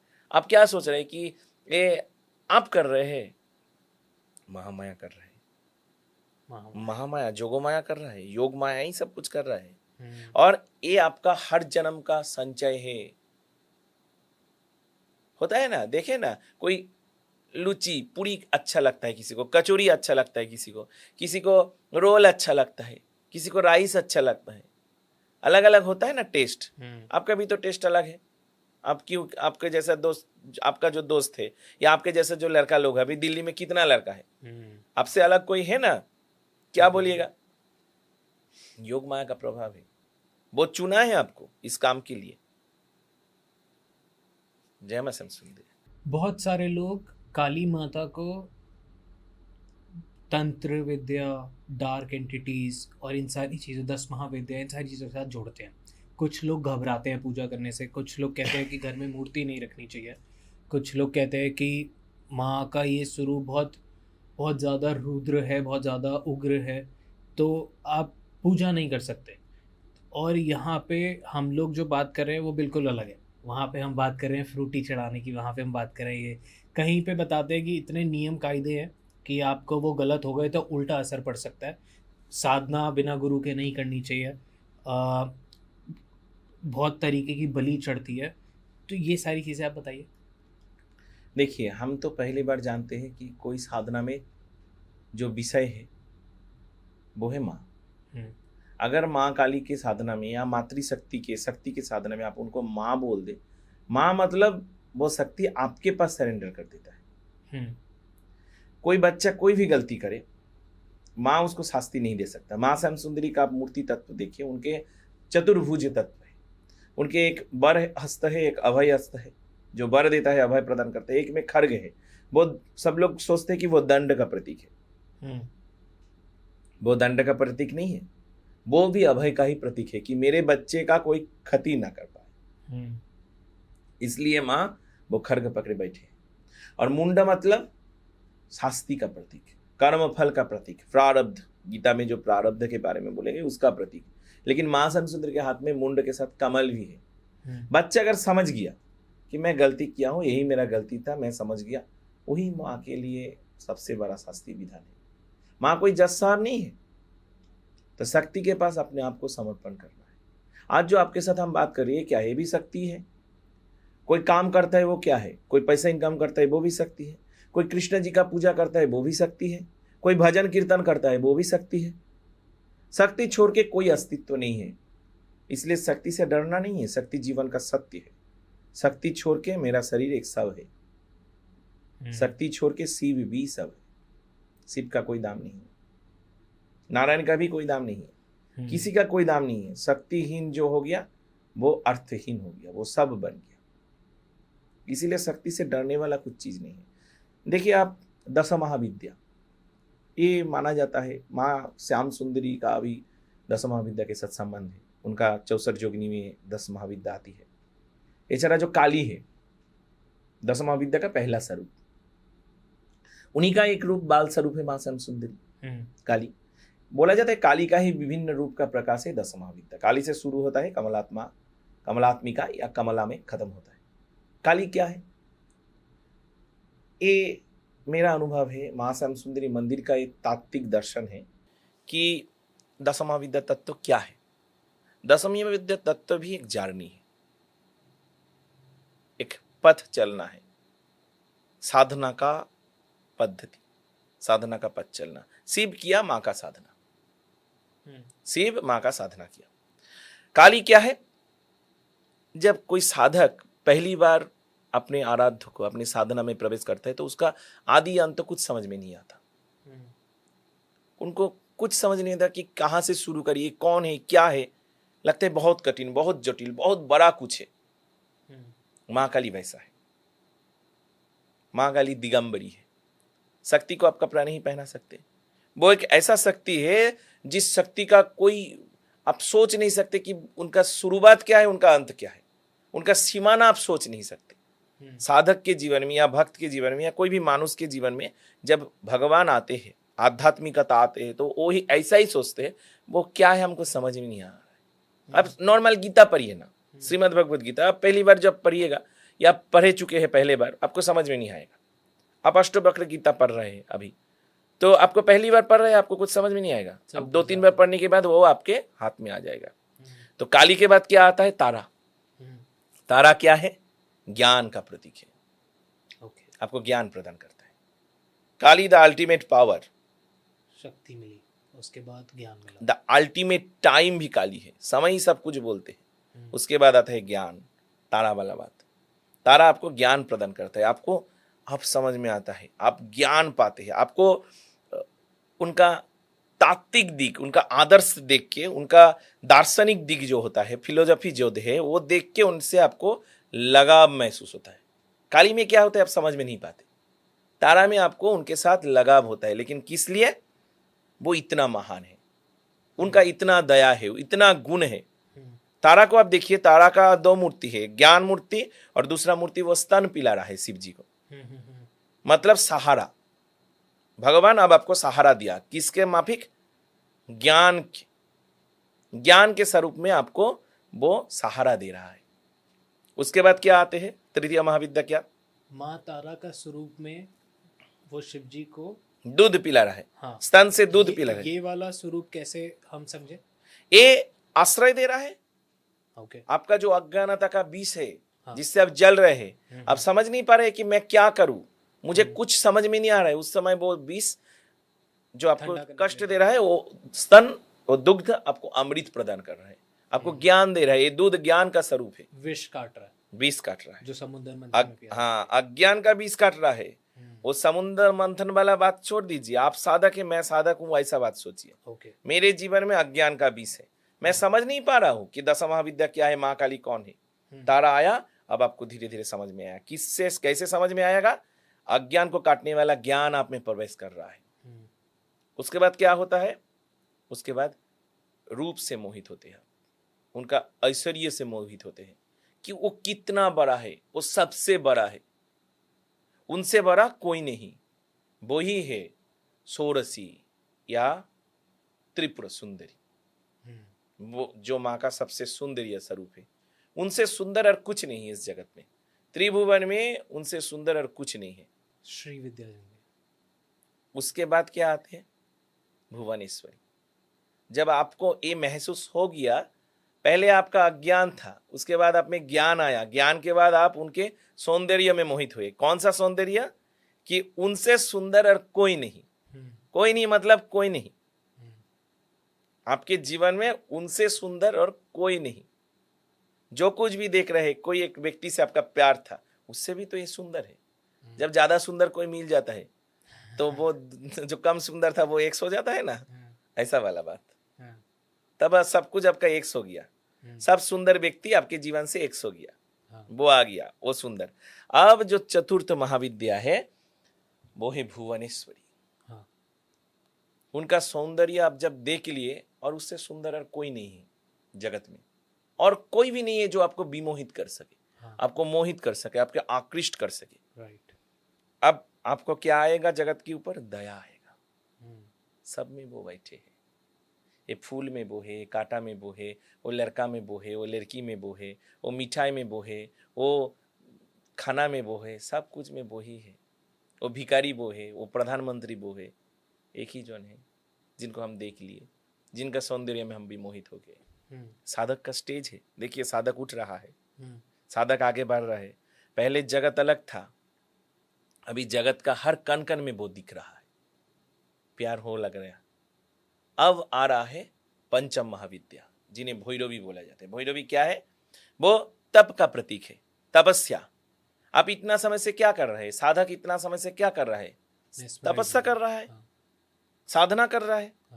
इस समय साधक के जीवन में पंचम महाविद्या कौन है? तपस्या का प्रतीक और उग्रता का प्रतीक। साधक में उग्रता भी आता है। क्यों उग्रता आता है? क्यों? क्योंकि मुझे वो नहीं छाड़ना है, मुझे मेरा अतीत नहीं छोड़ना है। मतलब ऐसा एक स्टेज है, मिडिल देखिए, 5 नंबर महाविद्या, 10 महाविद्या में 5 नंबर महाविद्या। यहाँ पे आके आप तप करते करते यहाँ तक आए। ये तप का ही प्रतीक है भैरवी, और उग्रता के भी प्रतीक है। क्यों उग्रता आता है? मुझे तुमको भी पाना है, मुझे वो भी पकड़ के रखना है। अपना पास्ट, मेरा पास्ट मुझे छोड़ना नहीं है, मेरी आइडेंटिटी, मेरा घर, मेरा बचपन, मेरा परिवार, मेरा माँ, हाँ, मेरा रूप, मेरा घमंड, मेरी संपत्ति, मेरे संपत्ति, उसमें सब आ गया। मेरा माँ, मेरा भाई, मेरा प्रिय, मेरा स्त्री, मेरा पुत्र, मेरा गहना, सब कुछ। हाँ, ये 5th स्टेज पे आके अब फंस गया हो। हाँ, तब भी नहीं छोड़ना चाहते, उग्रता, इसलिए उग्रता आ गया। इतना समय तक थोड़ा थोड़ा अच्छा लग रहा था, क्योंकि अभी कोई बाधा नहीं दिया, अब बाधा आ गया कि तुम चुनो, मुझे चुनना चाहते हो कि अपने मोह को। अब आप पागल हो रहे हैं। भक्त अब ठीक नहीं, भक्त को सब समय गुस्सा आ जाता है। साधक इस समय इस स्टेज में गुस्से में रहते हैं, बहुत गुस्सा, चिड़चिड़ापन रहता है साधक में। ठीक है, वो समझ नहीं पाता मैं क्या करूं, इतना दिन से जो कर रहा हूं वो सही है कि मेरा अतीत में जो था वही सही है। फालतू लाइन में आ गए। अब बोले ना, बहुत लोग बहुत आगे जाके छोड़ देते हैं। महाविद्या एक रास्ता है। उसके बाद आता है छिन्न मस्तिका। मानुष का जो अतीत है, जो आपको सबसे ज्यादा खींचता है, वो उसके साथ आपका कामना का संबंध ज्यादा रहता है। मैथुन, जिस संबंध को आप छिन्न करने में आपको बहुत ज्यादा कष्ट हुआ, एक साधक को मैथुन छोड़ने में ज्यादा कष्ट होता है। सबसे कठिन वही होता है जीवन में, फिजिकल नीड्स, उससे ज्यादा कठिन कुछ नहीं है। अब देखिएगा, ऐसा ही है जीवन में। वो भूख जैसा है, भूख है तो दुख है। वो भूख जैसा है, आपको खाना खाना है ना, आपको बाथरूम जाना है ना, वो भी तो एक शारीरिक वृत्तीय प्रोसेस है। वही आपका दिमाग को ज्यादा पागल करता है, उसी को मानुष नियंत्रण नहीं कर पाते। वही साधक का जीवन में ज्यादा बाधा होता है, कामना, उसी जगह में हार जाता है। अब नॉन वेज खाना छोड़ दिया, वेज खाना पकड़ लिए, ज्यादा कष्ट नहीं होता। लेकिन एक जन को देख के आप पागल हो गए, उनको नहीं पा रहे, उसी चक्कर में सब कुछ छोड़ जाता है। होता है मनुष्य के जीवन में। तो इस समय आता है छिन्न मस्तिका। ये दोनों के साथ होता है, लड़कों के साथ और लड़कियों के साथ? सबके साथ होता है, सबके साथ एक ही होता है, कोई अलग कुछ नहीं है। ओके। जीवन को देखिए आप, जीवन में आपको डॉक्टर बनना है, आपके जीवन में ये सब कुछ आता है ना। आपको इंजीनियर बनना है, आपको प्रोफेसर बनना है, आपको बड़ा आर्टिस्ट बनना है, ये सब कुछ आता है, सबसे बड़ी। लेकिन जब भगवान के बारी आता है, माँ को पाना है, तो ये सब कुछ वहाँ पे छोटा हो जाता है। डॉक्टर वाला इंजीनियर वाला सब वो बहुत कठिन चीज है, बहुत बड़ा। जो सूरज को रोशनी दे रहा है, उनको आपको पाना है, उनके साथ भेंट करना है। तो अब आता है माँ छिन्न मस्तिका। उनका रूप तत्व देखिए, उनका मूर्ति तत्व देखिए। अभी मूर्ति तत्व के बारे में आपको हम बोल रहे हैं जी। वो एक मैथुन मूर्ति के ऊपर खड़ा है। एक नारी पुरुष का मैथुन मूर्ति, एक नारी पुरुष मैथुन में रत है, उसके ऊपर माँ खड़ा है, माँ छिन्न मस्तिका खड़ा है, और उनके दो साइड में डाकिनी जोगिनी है, जया विजय है। जया विजय या डाकिनी जोगिनी उनका संतान के स्वरूप है, उनका भक्त के स्वरूप है, उनका साधक के स्वरूप है। हाँ, मैं वही देख रहा हूँ, उनके साधक के स्वरूप है। डाकिनी जोगिनी। हाँ तो माँ क्या किया है, माँ गंगा या नदी में गया है नहाने, हाँ अपने साधक को लेके गया है नहाने। हाँ जाने के बाद साधक बोल रहे हैं मुझे भूख लगा है, बहुत भूख लगा है माँ, मैं क्या करूं, मुझे बहुत भूख लगा है। हाँ। माँ को भी बहुत भूख लगा है। माँ क्या कर रहा है, अपने मस्तक काट दे रहा है, हम्म उनसे खून निकल रहा है, दूसरे का भूख तृप्त कर रहा है। आप कैसे खाना खाते हैं? मुंह से खाते हैं, कान से खाते हैं, नाक से खाते हैं, आंख से खाते हैं, शरीर से खाते हैं। पंच इंद्रियों से हम लोग खाना ग्रहण करते हैं। ये उसी भूख का प्रतीक है। माँ इस समय दयामयी बन गया। भक्त लोग भक्त अभी नहीं कर पा रहा है, उसमें उग्रता आ गया है, वो क्या चुने? अब माँ आता है ठीक करने के लिए, हमको तुमको चुनना है। मैं अपने आप को काट रहा हूं। मस्तक क्या है? आत्मस्वरूप का प्रतीक है, अहंकार का प्रतीक है। अभी भगवान आपके पास आता है, ब्रह्म परम ब्रह्म आपके पास आता है और अपने आप को खत्म कर देते हैं आपके लिए, क्योंकि वो अब आपके साथ जुड़ना चाहते हैं। वो मैथुन मूर्ति के ऊपर खड़ा है, हाँ अपना भूख मिटा रहा है। माँ खा रहा है खून, माँ भी खून खा रहा है, पी रही है, मैथुन मूर्ति के ऊपर खड़ा है। मतलब जो मैं देख पा रहा हूँ उसमें 3 धार निकल रही है। एक जो आपने बताया 2 उनमें जा रही है और एक माँ के मुंह में खुद जा रही है धार। और वो जो विजुअल रिप्रेजेंटेटिव है वो एक नदी पे कमल में 2 लोग फिजिकल हो रहे हैं। तो जया विजया भी भूख, उनको भी भूख मिटा रहा है, अपने हाँ साधक का भूख मिटा रहा है माँ, लेकिन मैथुन से दूर हटा के। हाँ जागतिक जो माया, ये मैथुन ही उसका लास्ट स्टेज है। हम्म इससे दूर में हटा के उसको भूख मिटा रहा है कि मैं तुम्हारा सब भूख मिटा सकता हूं, मेरे हाथ में सब कुछ है, मैथुन से भी बड़ा कुछ है। तुम मैथुन के पास मत आओ, यही तुमको भटका देगा। ये स्टेज पे साधक संभल जाता है? नहीं। ना, इस समय तो माँ संभालने आया है। ओके इस जी। समय माँ आती है, इस समय माँ करुणामयी है, माँ हाँ दयामयी है, हाँ अपने भक्त के लिए सब कुछ कर सकती ओके है। ऐसा होता है प्यार। हाँ मैं तुम्हारे लिए सब कुछ कर सकता हूँ। हम्म इसके बाद कौन आता है? षष्ठ के बाद सप्तम महाविद्या कौन है? सप्तम महाविद्या है धूमावती। धूमावती माँ। ओके। अब हो गया, प्यार वाला बात सब हो गया। मैं अपने आप को सेक्रीफाइस कर दिया, हम्म भगवान तुम्हारे लिए, माँ अपने आप को तुम्हारे लिए सेक्रीफाइस कर दिया। अब तुम क्या कर सकते हो देखेंगे। धूमावती है एक ऐसा तत्व, ऐसा शक्ति, तत्व मतलब दर्शन, फिलोसफी, वो साधक को जो अवशिष्ट शक्ति है, जो बचा हुआ शक्ति है, वो ही प्रदान करते हैं। धूमावती मतलब सब खत्म, सब Cold. भस्मीभूत हो जाना। ओके धूमावती मतलब धुआं निकल रहा है, सब जल गया है। क्या जल गया है? आपका अतीत। अब आपको करना है। माँ इतना तक सेक्रीफाइस कर दिया, माँ तो अपने मुंडू ही काट दिया, हाँ अपने सिर काट दिया। माँ देख रहे हैं ना, माँ आके अपना सिर काट दिया अपने भक्त को से दुख से मुक्त करने के लिए। आपका भूख है तो दुख है, आपका भूख दूर कर रहा है माँ, अपने सिर काट के भगवान अपने आप को खत्म कर दिया। अब तुम्हारे बारी, तुम कैसे अपने आप को खत्म कर सकते हो? सब कुछ जला दो। इसीलिए धूमावती है, धुआं निकल रहा है, सब खत्म। आपका अतीत संपूर्ण रूप में नाश हो गया। आपका अतीत नाम का, आपका अतीत संपूर्ण रूप में नाश हो गया। आपका अतीत जल के राख हो गया। ओल्ड लेडी संपूर्ण खत्म, बूढ़ी सब खत्म है, बूढ़ी चल नहीं पा रहा है। देखिए, क्योंकि आप और वो अभी एक हो गए हैं। फेस भी बहुत स्कैरी है। छिन्न मस्तिका में माँ साधक को तृप्त कर रहा है, साधक उनका बच्चा जैसा है। माँ थे। धूमावती में साधक कौन बनने लगा? उनका पति बनने लगा। शिव को वो खा रहा है। अब धूमावती का भूख लगा है। पहले साधक का भूख लगता है, भूख कौन मिटाता है? माँ जाके मिटाती है। अब माँ को भूख लगा है, तुम मिटाओ भूख। अगर तुम नहीं मिटा सकते तो हम तुमको खा लेंगे। तो भूख कैसे मिटाएंगे? साधक को माँ खा लिया। हाँ धूमावती के रूप में साधक को खा लिया। साधक को खा लिया मतलब अपने आप को खा लिया, आपको खा लिया, मुझे खा लिया, अहंकार को। हम कौन है? मैं मेरा अहंकार हूं। अब माँ कोई रोक टोक नहीं, कोई क्षमा नहीं, साधक का अहंकार को वो खुद खा लेता है। ओके।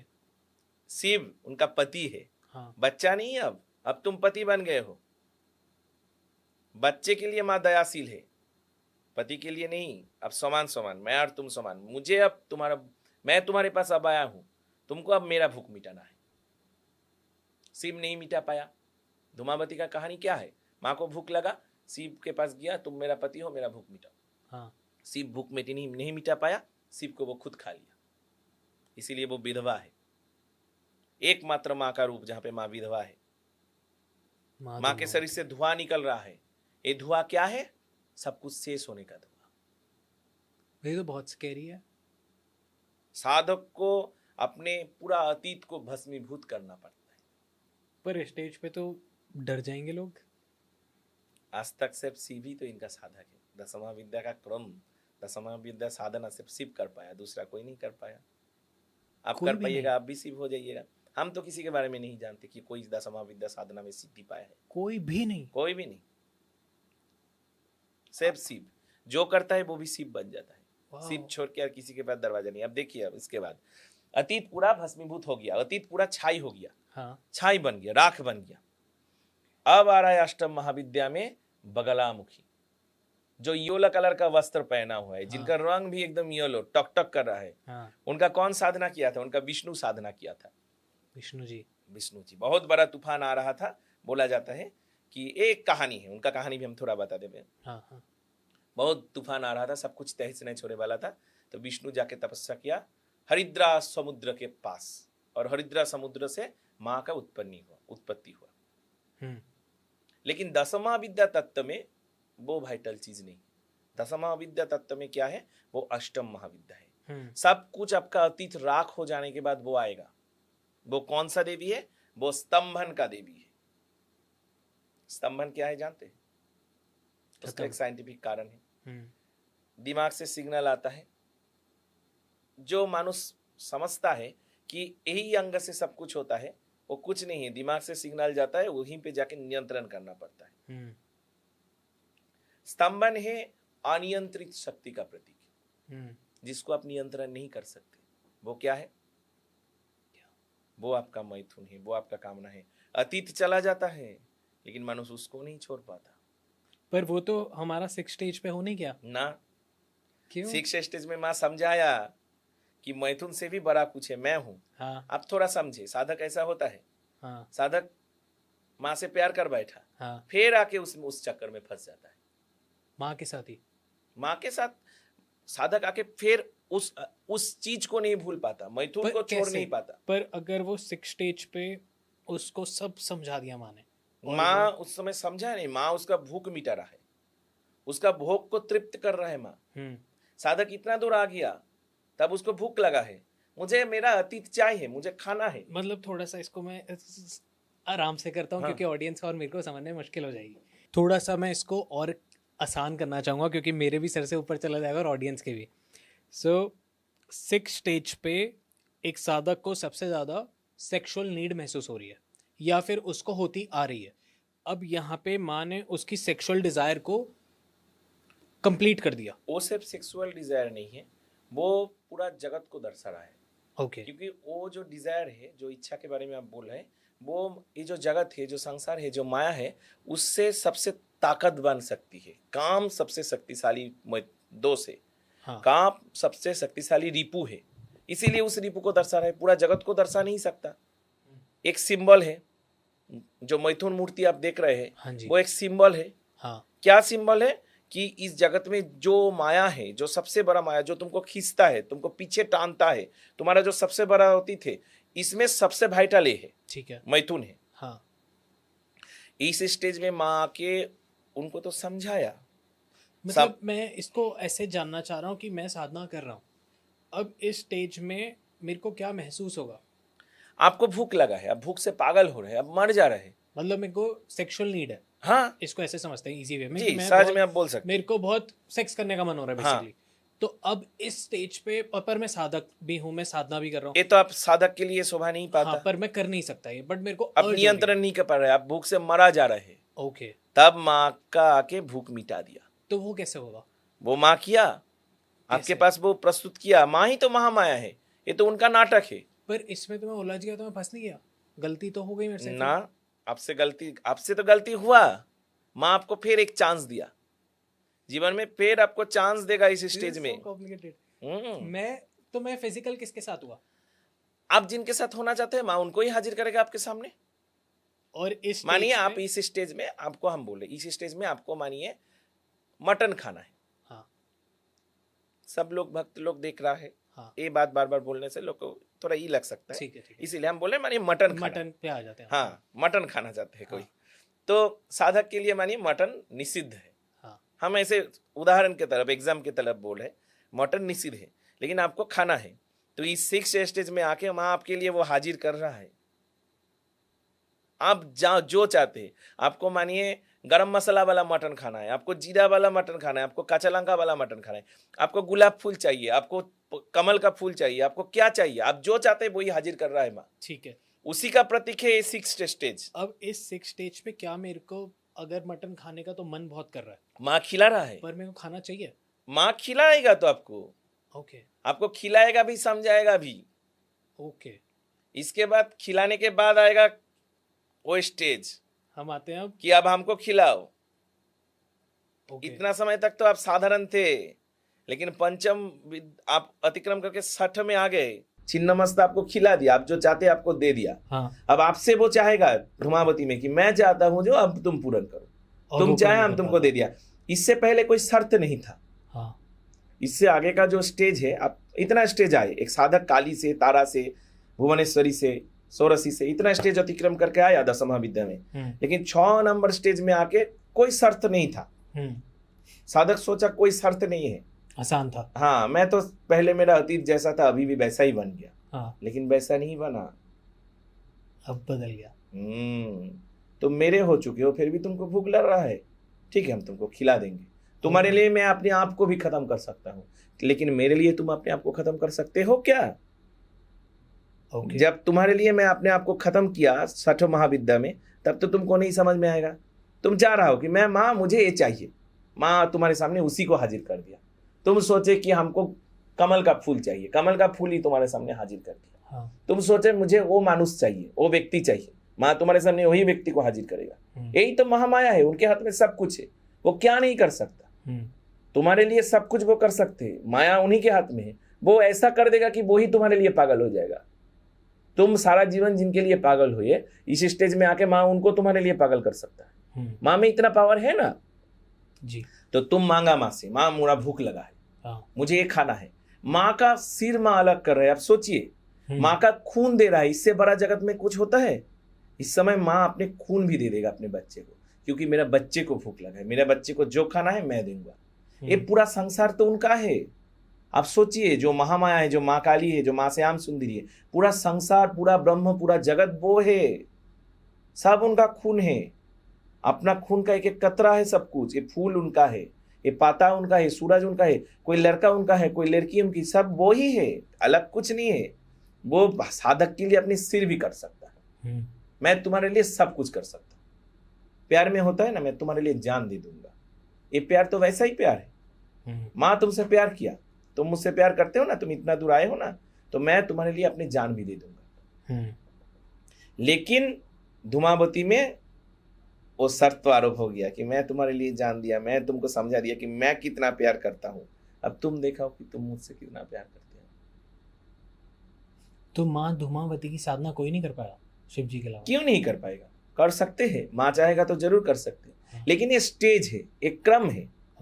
इस स्टेज में हर कोई नहीं कर पाया। धूमावती को आप ऐसे मत सोचिए कि धूमावती भयानक है, धूमावती इत्यादि इत्यादि है। धूमावती ऐसा नहीं है। तो धूमावती है आपका अतीत, एक दिन आपको खत्म करना पड़ेगा, ये बहुत जरूरी है। ओके, आज इस जन्म में ना हो, दूसरा जन्म में हो, आपका अतीत तो आपको खत्म करना पड़ेगा, तभी ना वर्तमान की तरफ आगे बढ़ पाइएगा।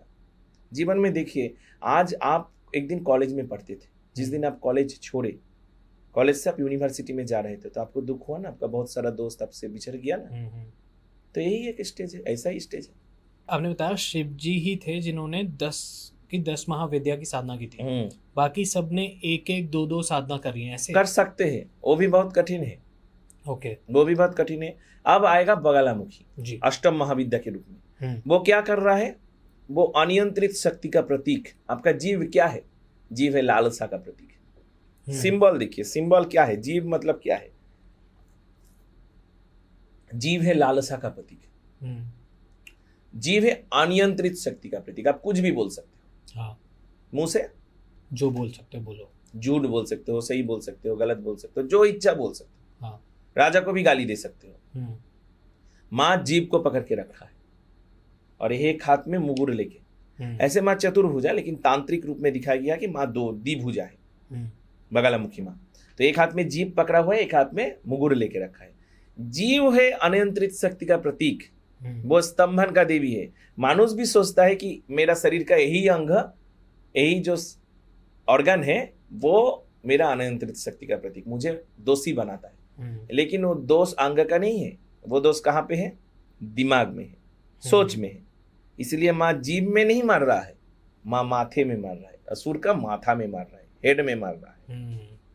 देखे ना, माँ जीभ पकड़ा है, जीव ही अनियंत्रित शक्ति का प्रतीक है, जीव ही लालसा का प्रतीक है, लेकिन मार रहा है माथा में। अब स्तंभन के बारे में जानिएगा तो आपको पता चलेगा कि ये साइंटिफिक क्या है स्तंभन जी। कोई भी जो देख रहा है, जो भक्ति इसके बारे में जानना चाहते हैं, वो देखेगा कि स्तंभन क्या है, तब उनको समझ में आ जाएगा कि स्तंभन एक शक्ति है जो दिमाग से उसका सिग्नल आता है, लेकिन वो नियंत्रण किया नहीं जा सकता। जो उसको नियंत्रण कर लिया वो जगत को जीत लिया। ओके। स्तंभन असलियत में वैसा है और रूपक में भी वैसा है। ओके। तो आपका अतीत चला जाता है जी। आपका अतीत धूमावती में आके अतीत भस्मीभूत हो गया, भस्म बन गया अतीत। आप अतीत को छोड़ दिए, मेरा कोई माँ नहीं, भाई कोई नहीं, बाबा नहीं है, मेरा पत्नी नहीं है, मेरा संतान नहीं है, कोई नहीं है। लेकिन आप अपने भीतर जो छुपा हुआ अनियंत्रित शक्ति है, उसको आप अतीत छोड़ने के बाद भी खत्म नहीं कर पा रहे। इस बार द्वंद्व हो रहा है आपके साथ आपका। धूमावती में कौन किसके साथ लड़ रहा है? धूमावती में अब किसको आपको उत्सर्गित करना है? अपने आप को। मेरा अनियंत्रित शक्ति, जिसे मैं नियंत्रित नहीं कर पाता हूं, अपने मन को नियंत्रित। जैसे गीता में भगवान बोले हैं ना कि मन सारथी जैसा है और पंच इंद्रिय 5 घोड़ा जैसा है, एक रथ का। मालिक का बात अगर सारथी नहीं सुनेगा तो कहीं भी जा सकता है। मालिक मतलब आत्मा। तो यहाँ पे आपके साथ जो द्वंद्व लगेगा, जो झमेला लगेगा, वो झमेला आपके साथ आपका अनियंत्रित शक्ति का।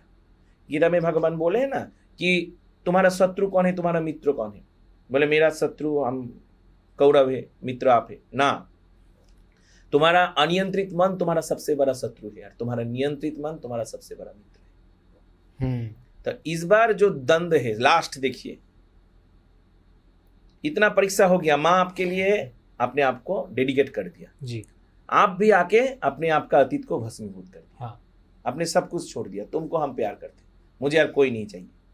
माँ जानता है कि आप इस पार अतिक्रम कर गए, लेकिन इसके बाद क्या आएगा?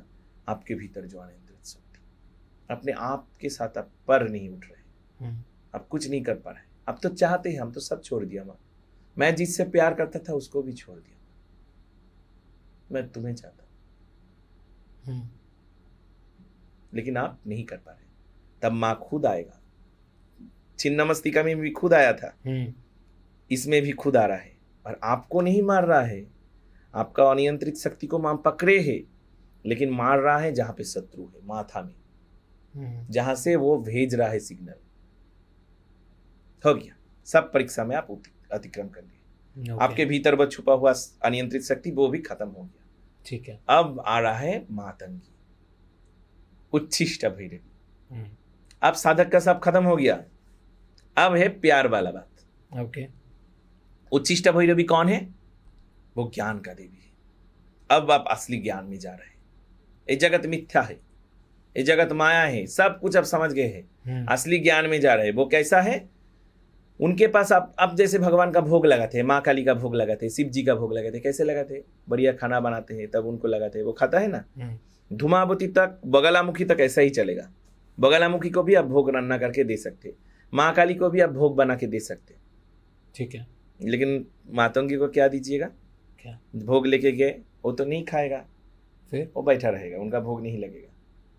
जैसे सब्जी के बारे में सुने ना, बेर, जूठा बेर खा खा के चेक कर रहा था क्या अच्छा है क्या बुरा है, फिर राम को देगा। ये वैसा वाला बात नहीं है यहाँ पे। ओके। यहाँ पे माँ जानते हैं कि मेरा लिए भोग लगाया है तो ये सबसे सेरा है, इससे बढ़िया खाना कहीं पे नहीं मिलेगा। खाना मतलब भोग, भोग मतलब भोग, भोग मतलब सेलिब्रेशन, भोग मतलब सब किस्म का भोग। भोग मतलब सब किस्म का भोग, भोग भोग करना समझते हैं ना। हाँ तो अब मेरे लिए भोग लगा है मेरा बेटा। अब बेटा बेटा नहीं, मेरा साधक, हाँ मेरा साधक मेरे लिए भोग लगाया है। हाँ बेटा भी बोल सकते हैं, प्रिय भी बोल सकते हैं, सब कुछ इस स्टेज में आके बोल सकते हैं। वो नहीं खाएगा, मैं क्यों खाऊंगा, पहले तुम खाओ, ओके तुम खाओगे तब हम खाएंगे। ये प्यार वाला बात है, तुम झूठा कर दोगे तब हम खाएंगे। हाँ झूठा नहीं करिएगा तो मातंगी का भोग नहीं लगेगा। उच्छिष्ट भैरवी के लिए उच्छिष्ट करना पड़ेगा। उच्छिष्ट मतलब झूठा कर देना। हाँ जब तक आप झूठा नहीं कर रहे हैं तब तक उनके भोग नहीं लगेगा। ओके समझ रहे हैं? तो स्टेज सोचिए, मानिए आप उनके बच्चे, माँ आपके सामने खड़ा है, बोले तुम पहले खाओ, तुम खा के जो बचेगा वो हम खाएंगे। आप उनका प्रेमिक है, उनसे आपका प्रेम हो गया है, बोल रहे तुम पहले खाओ, तुम्हारा बचेगा तब हम खाएंगे। ऐसा ही तो होता है ना, प्रेमिक प्रेमिका, होता है ना। तो इस स्टेज में आके माँ ऐसा बन गया। उसके बाद क्या आ रहा है, कमलात्मिका। कमला मतलब क्या है, लक्ष्मी का तांत्रिक रूप। ओके लक्ष्मी कौन होता है, आपका पत्नी बन गया अब माँ, आप उनके स्वामी। देखिए शिव कुछ नहीं जानता था, मूर्ख था काली में। हाँ साधना करते करते आके काली को ही वो अपना पत्नी बना लिया। पत्नी मतलब स्वामी के अंडर में जो रहता है। अब ऐसा स्टेज आता है, ये कितना डेप्थ फिलोसफिकल है कि मतलब मैं समझा भी नहीं सकता कि स्टेजेस को अगर आप समझो तो ये प्रॉपर चक्र है सही में पपर चक्र है। कि आप आप अनकंफर्टेबल भी हो रहे हो, आप एक तरीके से मदर लव भी ले रहे हो, आप नरिशमेंट भी ले रहे हो, आप दे भी रहे हो बहुत कुछ, आप खुद को भी दे रहे हो, अपना संसार भी दे रहे हो, संसार छोड़ के भी दे रहे हो, और उसके बाद आप एक ही हो रहे हो। जैसे कहते हैं ना कि हस्बैंड वाइफ दो जिसमें एक जान, तो आप उन्हीं के साथ मिल भी गए हो। क्या है ये? बोला जाता है ना कि आप बोल रहे हैं कि कोई साधना नहीं कर पाया, क्यों कर पाएगा? आप बोलते हैं ना, बहुत हम बोलेंगे कोई क्यों सुनेगा। कोई गुरु आके बोलेगा मैं गुरु हूँ, कोई मानुष कैसे गुरु हो सकता है? यहाँ पे हम बोलना चाहते हैं इस स्टेज में आके, क्यों कोई मानुष गुरु हो सकता है? गुरु हो सकता है, तब वो और मानुष नहीं रहेगा, तो तब वो भगवान बन जाएगा, तब वो शिव बन जाएगा। क्या होता है इस स्टेज, तब भगवान खुद आता है, परब्रह्म खुद आता है, माँ खुद आते हैं और आके बोलते हैं कि मैं तुमसे प्यार कर बैठा, मैं अपने आप को तुम में समर्पण करना चाहती हूँ, तुम में अपने आप को समर्पण कर देना चाहती हूँ, मैं क्या हूं तुम जगत को बतला दो। तब कहलाता है जगत गुरु, तब कोई गुरु होता है, तभी वो कुछ बोलने का काबिल होता है। और जब तक ऐसा नहीं होता, वो आके आदेश नहीं देता कि मैं समर्पण कर दिया अपने आप को, तुम जो बोलोगे मैं वो हूं, जब तक वो नहीं बोला ऐसा, तब तक कोई गुरु नहीं हो सकता। अंधे कैसे दूसरे अंधे को रास्ता पार करेगा? मानिए हम अंधे हैं, हम गुरु का हाथ क्यों पकड़ रहे हैं? गुरु हमको रास्ता पार करेगा, ये भवसागर पार करेगा। वो खुद अंधा है तो हमको कैसे पार करेगा? जिनका आंख है वही रास्ता पार कर सकते हैं, वो सिर्फ भगवान। मानुष भी भगवान होता है, लेकिन ऐसे होता है जब वो आके अपने आप को समर्पण कर दिया, तुम मेरे स्वामी हो, तुम मेरे पति हो। देखिए शिव था काली में, माँ काली के चरणों में पड़ा है, भक्ति तो माँ का चरण पकड़ता है ना। और कमला में उनका भैरव कौन है? विष्णु है। पत्नी का पति, लक्ष्मी का वर, लक्ष्मी का हस्बैंड होता है ना विष्णु। शिव विष्णु में कन्वर्ट हो गया यहाँ पे आके। ये तो मैंने सोचा ही नहीं, शिव जी तो विष्णु जी बन गए। ऐसा ही तो होता है। तब देखिए सब कोई लक्ष्मी के पीछे पीछे भागता है, लेकिन लक्ष्मी एक जन के पीछे भागता है, वो विष्णु के पीछे। कभी सुने हैं कि विष्णु कोई औरत के पीछे भागा है? नहीं। साधक जब ऐसा हो जाता है तब वह किसी के पीछे नहीं भागता। किसी ने नहीं समझाया मेरे को 10 महाविद्या से, ऐसा नहीं, किसी ने नहीं समझाया। इतने सारे मेरे दिमाग में सवाल आ गए हैं ना, मेरे को समझ नहीं आ रहा मैं किस डायरेक्शन में पॉडकास्ट लेके जाऊं। नहीं, बहुत बड़ा विषय है, फिर एक दिन हम सिर्फ 10 महाविद्या के बारे में आपके साथ बात करेंगे। मैं बहुत रिसर्च करके आऊंगा, बहुत सारे सवाल लेके आऊंगा। ठीक, सवाल ही उत्तर का जन्म देता है, सही में। हाँ, पर कितना ही ज्यादा आपने, पता है आपने बहुत सारे दरवाजे खोल दिए मेरे दिमाग में, बहुत सारे। ओके, 10 महाविद्या में माँ काली, या हम बोल सकते हैं महाकाली, महालक्ष्मी, महासरस्वती तीनों हैं, और शिव जी भी हैं और विष्णु भी हैं, और ये सब सर्कल के अंदर ही श्री विद्या आती हैं, ये सब सर्कल के अंदर ही ये सारी चीज़ें आ रही हैं। तो 10 महाविद्या में तो सब कुछ ही समअप हो गया। सब कुछ है। एक साधक का, आप बार बार बोलते ना, हम बहुत बार सुने हैं, कोई बोलता है कि हम 2 महाविद्या में सिद्धि लाभ किए, हाँ, बहुत हाँ, साधक हाँ, लोग हाँ, बोलते हैं। लेकिन हम सोचते हैं ऐसा कैसे होता है, वो तो एक ही है। हाँ। एक को सिद्धि लाभ करने का मतलब सबको पा लेना। हम्म। जब मानिए मतलब आप रुक कैसे सकते हो? अगर आपने एक को भी किया तो दूसरा तीसरा लेवल ही है। लेवल है, लेकिन लोग, आदमी तो एक ही है, माने हाँ। अस्तित्व, आदर्श, दर्शन तो वो एक ही है। मानिए आप एक लड़की से प्यार किए, हाँ। वो जज साहब है, हाईकोर्ट का जज साहब है, हम्म। तो एक जन खूनी था, उसको वो मृत्यु दंड दे दिया। हम्म। एक जन आसामी था, उसको जेल दे दिया। एक जन अच्छा आदमी था, उनको वो बेल दे दिया, छोड़ दिया। घर में आया, नौकर ठीक से खाना नहीं पकाया, एक थप्पड़ मारने गया, पुलिस को फोन करके थोड़ा डांटा। आपका जो माँ है, उनका थोड़ा पैर दबा दिया। वो जज ही साहब है, वो लड़की जज साहब ही है। आपका पिताजी बोला बहू चाय बना के लाओ, चाय बना के लेके आया। आप ऑफिस से लौटे, आपका ऑफिस में थोड़ा गुस्सा गुस्सी हुआ, आप आके उनके ऊपर बहुत झाड़ने लगे, माथा नीचू करके सुनने लगा। हे एक ही जज साहब, सारे रूप है। कौन जानते हैं वो एक है? जो उनको सही में पहचानते हैं। और जो उनको सही में नहीं पहचानते, वो क्या बोलेगा? बहुत बदमाश था, वो एक जन को मृत्यु दंड दे दिया। जो नहीं जानते उनको, राइट, एब्सोल्युटली राइट। दूसरा लोग क्या बोलेगा? वो मालकिन है, बहुत चीखता है। आपका माँ क्या बोलेगा? अच्छी बहू, मेरा बहू है, बहुत अच्छी बहू है। हाँ। लेकिन जो उनको जानते हैं, सही में जानते हैं, वो बोलेगा कोई अलग व्यक्ति नहीं है, वही तो मेरा पत्नी है, तुमको सेवा करता है, वहां पे जाके आसामी को शास्ति देता है, एक है। तो साधक सही होता है, साधक जानते हैं कि वो एक है। कुत्ता के सामने उनका मालिक दाढ़ी लगा के आ जाएगा तो भी समझेगा ये मेरा मालिक है। कब साड़ी पहन के लड़की साज के आ जाएगा तो भी सोचेगा कि ये मेरा। तो जो सही में साधक है, वो अपने प्रभु को पहचानते हैं। वो एक विद्या, 2 विद्या, 5 विद्या में सिद्धि लाभ नहीं करता, वो एक ही विद्या में सिद्धि लाभ करता है, और वो एक ही जारनी होता है। क्या सबको सिद्धि प्राप्त करनी चाहिए, साधना के रास्ते पे जाना चाहिए? ये तो माँ और उनका संबंध है, माँ जानता है। लेकिन हर किसी को चेष्टा करना चाहिए। कैसा चेष्टा? कि मैं तुमसे प्यार करता हूँ। हर किसी का माँ से प्यार नहीं होगा, भगवान से प्यार नहीं होगा, लेकिन प्यार का नाटक करते करते एक दिन वास्तव सत्य हो जाता है। पर बहुत लोग, जब मैं एक बार गुवाहाटी असम गया था कामाख्या टेम्पल पे, तो उन्होंने मेरे को बताया कि आप लोग जैसे माँ को पूज रहे हो, आपके लिए वो माँ है, मेरे लिए वो माँ नहीं है, मेरे लिए वो एक तरीके से दूसरा लेवल है। तो वहाँ मैं बहुत कंफ्यूज हो गया कि एक तरफ वो अलग ही स्टोरी बता रहे हैं जो बहुत ही अलग थी, जो कि मैं कैमरे में बोलना भी नहीं चाहूँगा क्योंकि बहुत सारे लोग समझ नहीं पाएंगे, सहन नहीं कर पाएंगे, वैसा टाइप। तो मेरे को कुछ समझ नहीं आया वो क्या है। हम तो आपको पहले जज साहब का जो उदाहरण दिया, जो जानता है उनका तत्व, वो जानता है वो मेरा माँ भी है, मेरा पत्नी भी है, मेरा सब कुछ, वो जज साहब भी है, वो मेरा है। और जो नहीं जानता, वो सोचता है वो मेरा पत्नी है। आप तो नहीं जानते वो जज साहब है, ऐसा होता है? अगर आप जानते हैं कि वो जज साहब है, तो आप जानते हैं कि वो जज साहब जो है वही मेरा पत्नी है। आप उनको पहचानते ही नहीं, आप जानते हैं वो मेरा डांट खाने वाला पत्नी है। ये तो आप तो मूर्ख है। आपको बहुत ज़्यादा दिमाग खोलना पड़ेगा, बहुत ज़्यादा। ना ना, ऐसा बात नहीं है। क्यों इतनी आसानी से कोई नहीं समझ सकते प्रोसेस, मतलब लोगों को हर्ट हो जाएगा, क्योंकि इसके लिए आपको बहुत ज़्यादा ओपन माइंडेड होना पड़ेगा।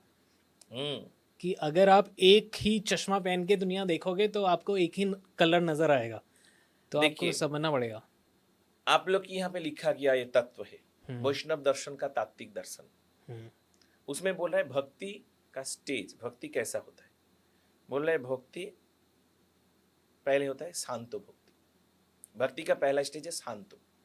भक्ति का नाम है शांतो भक्ति। शांतो भक्ति क्या है? शांतो भक्ति मतलब मैं भगवान का भक्त हूँ।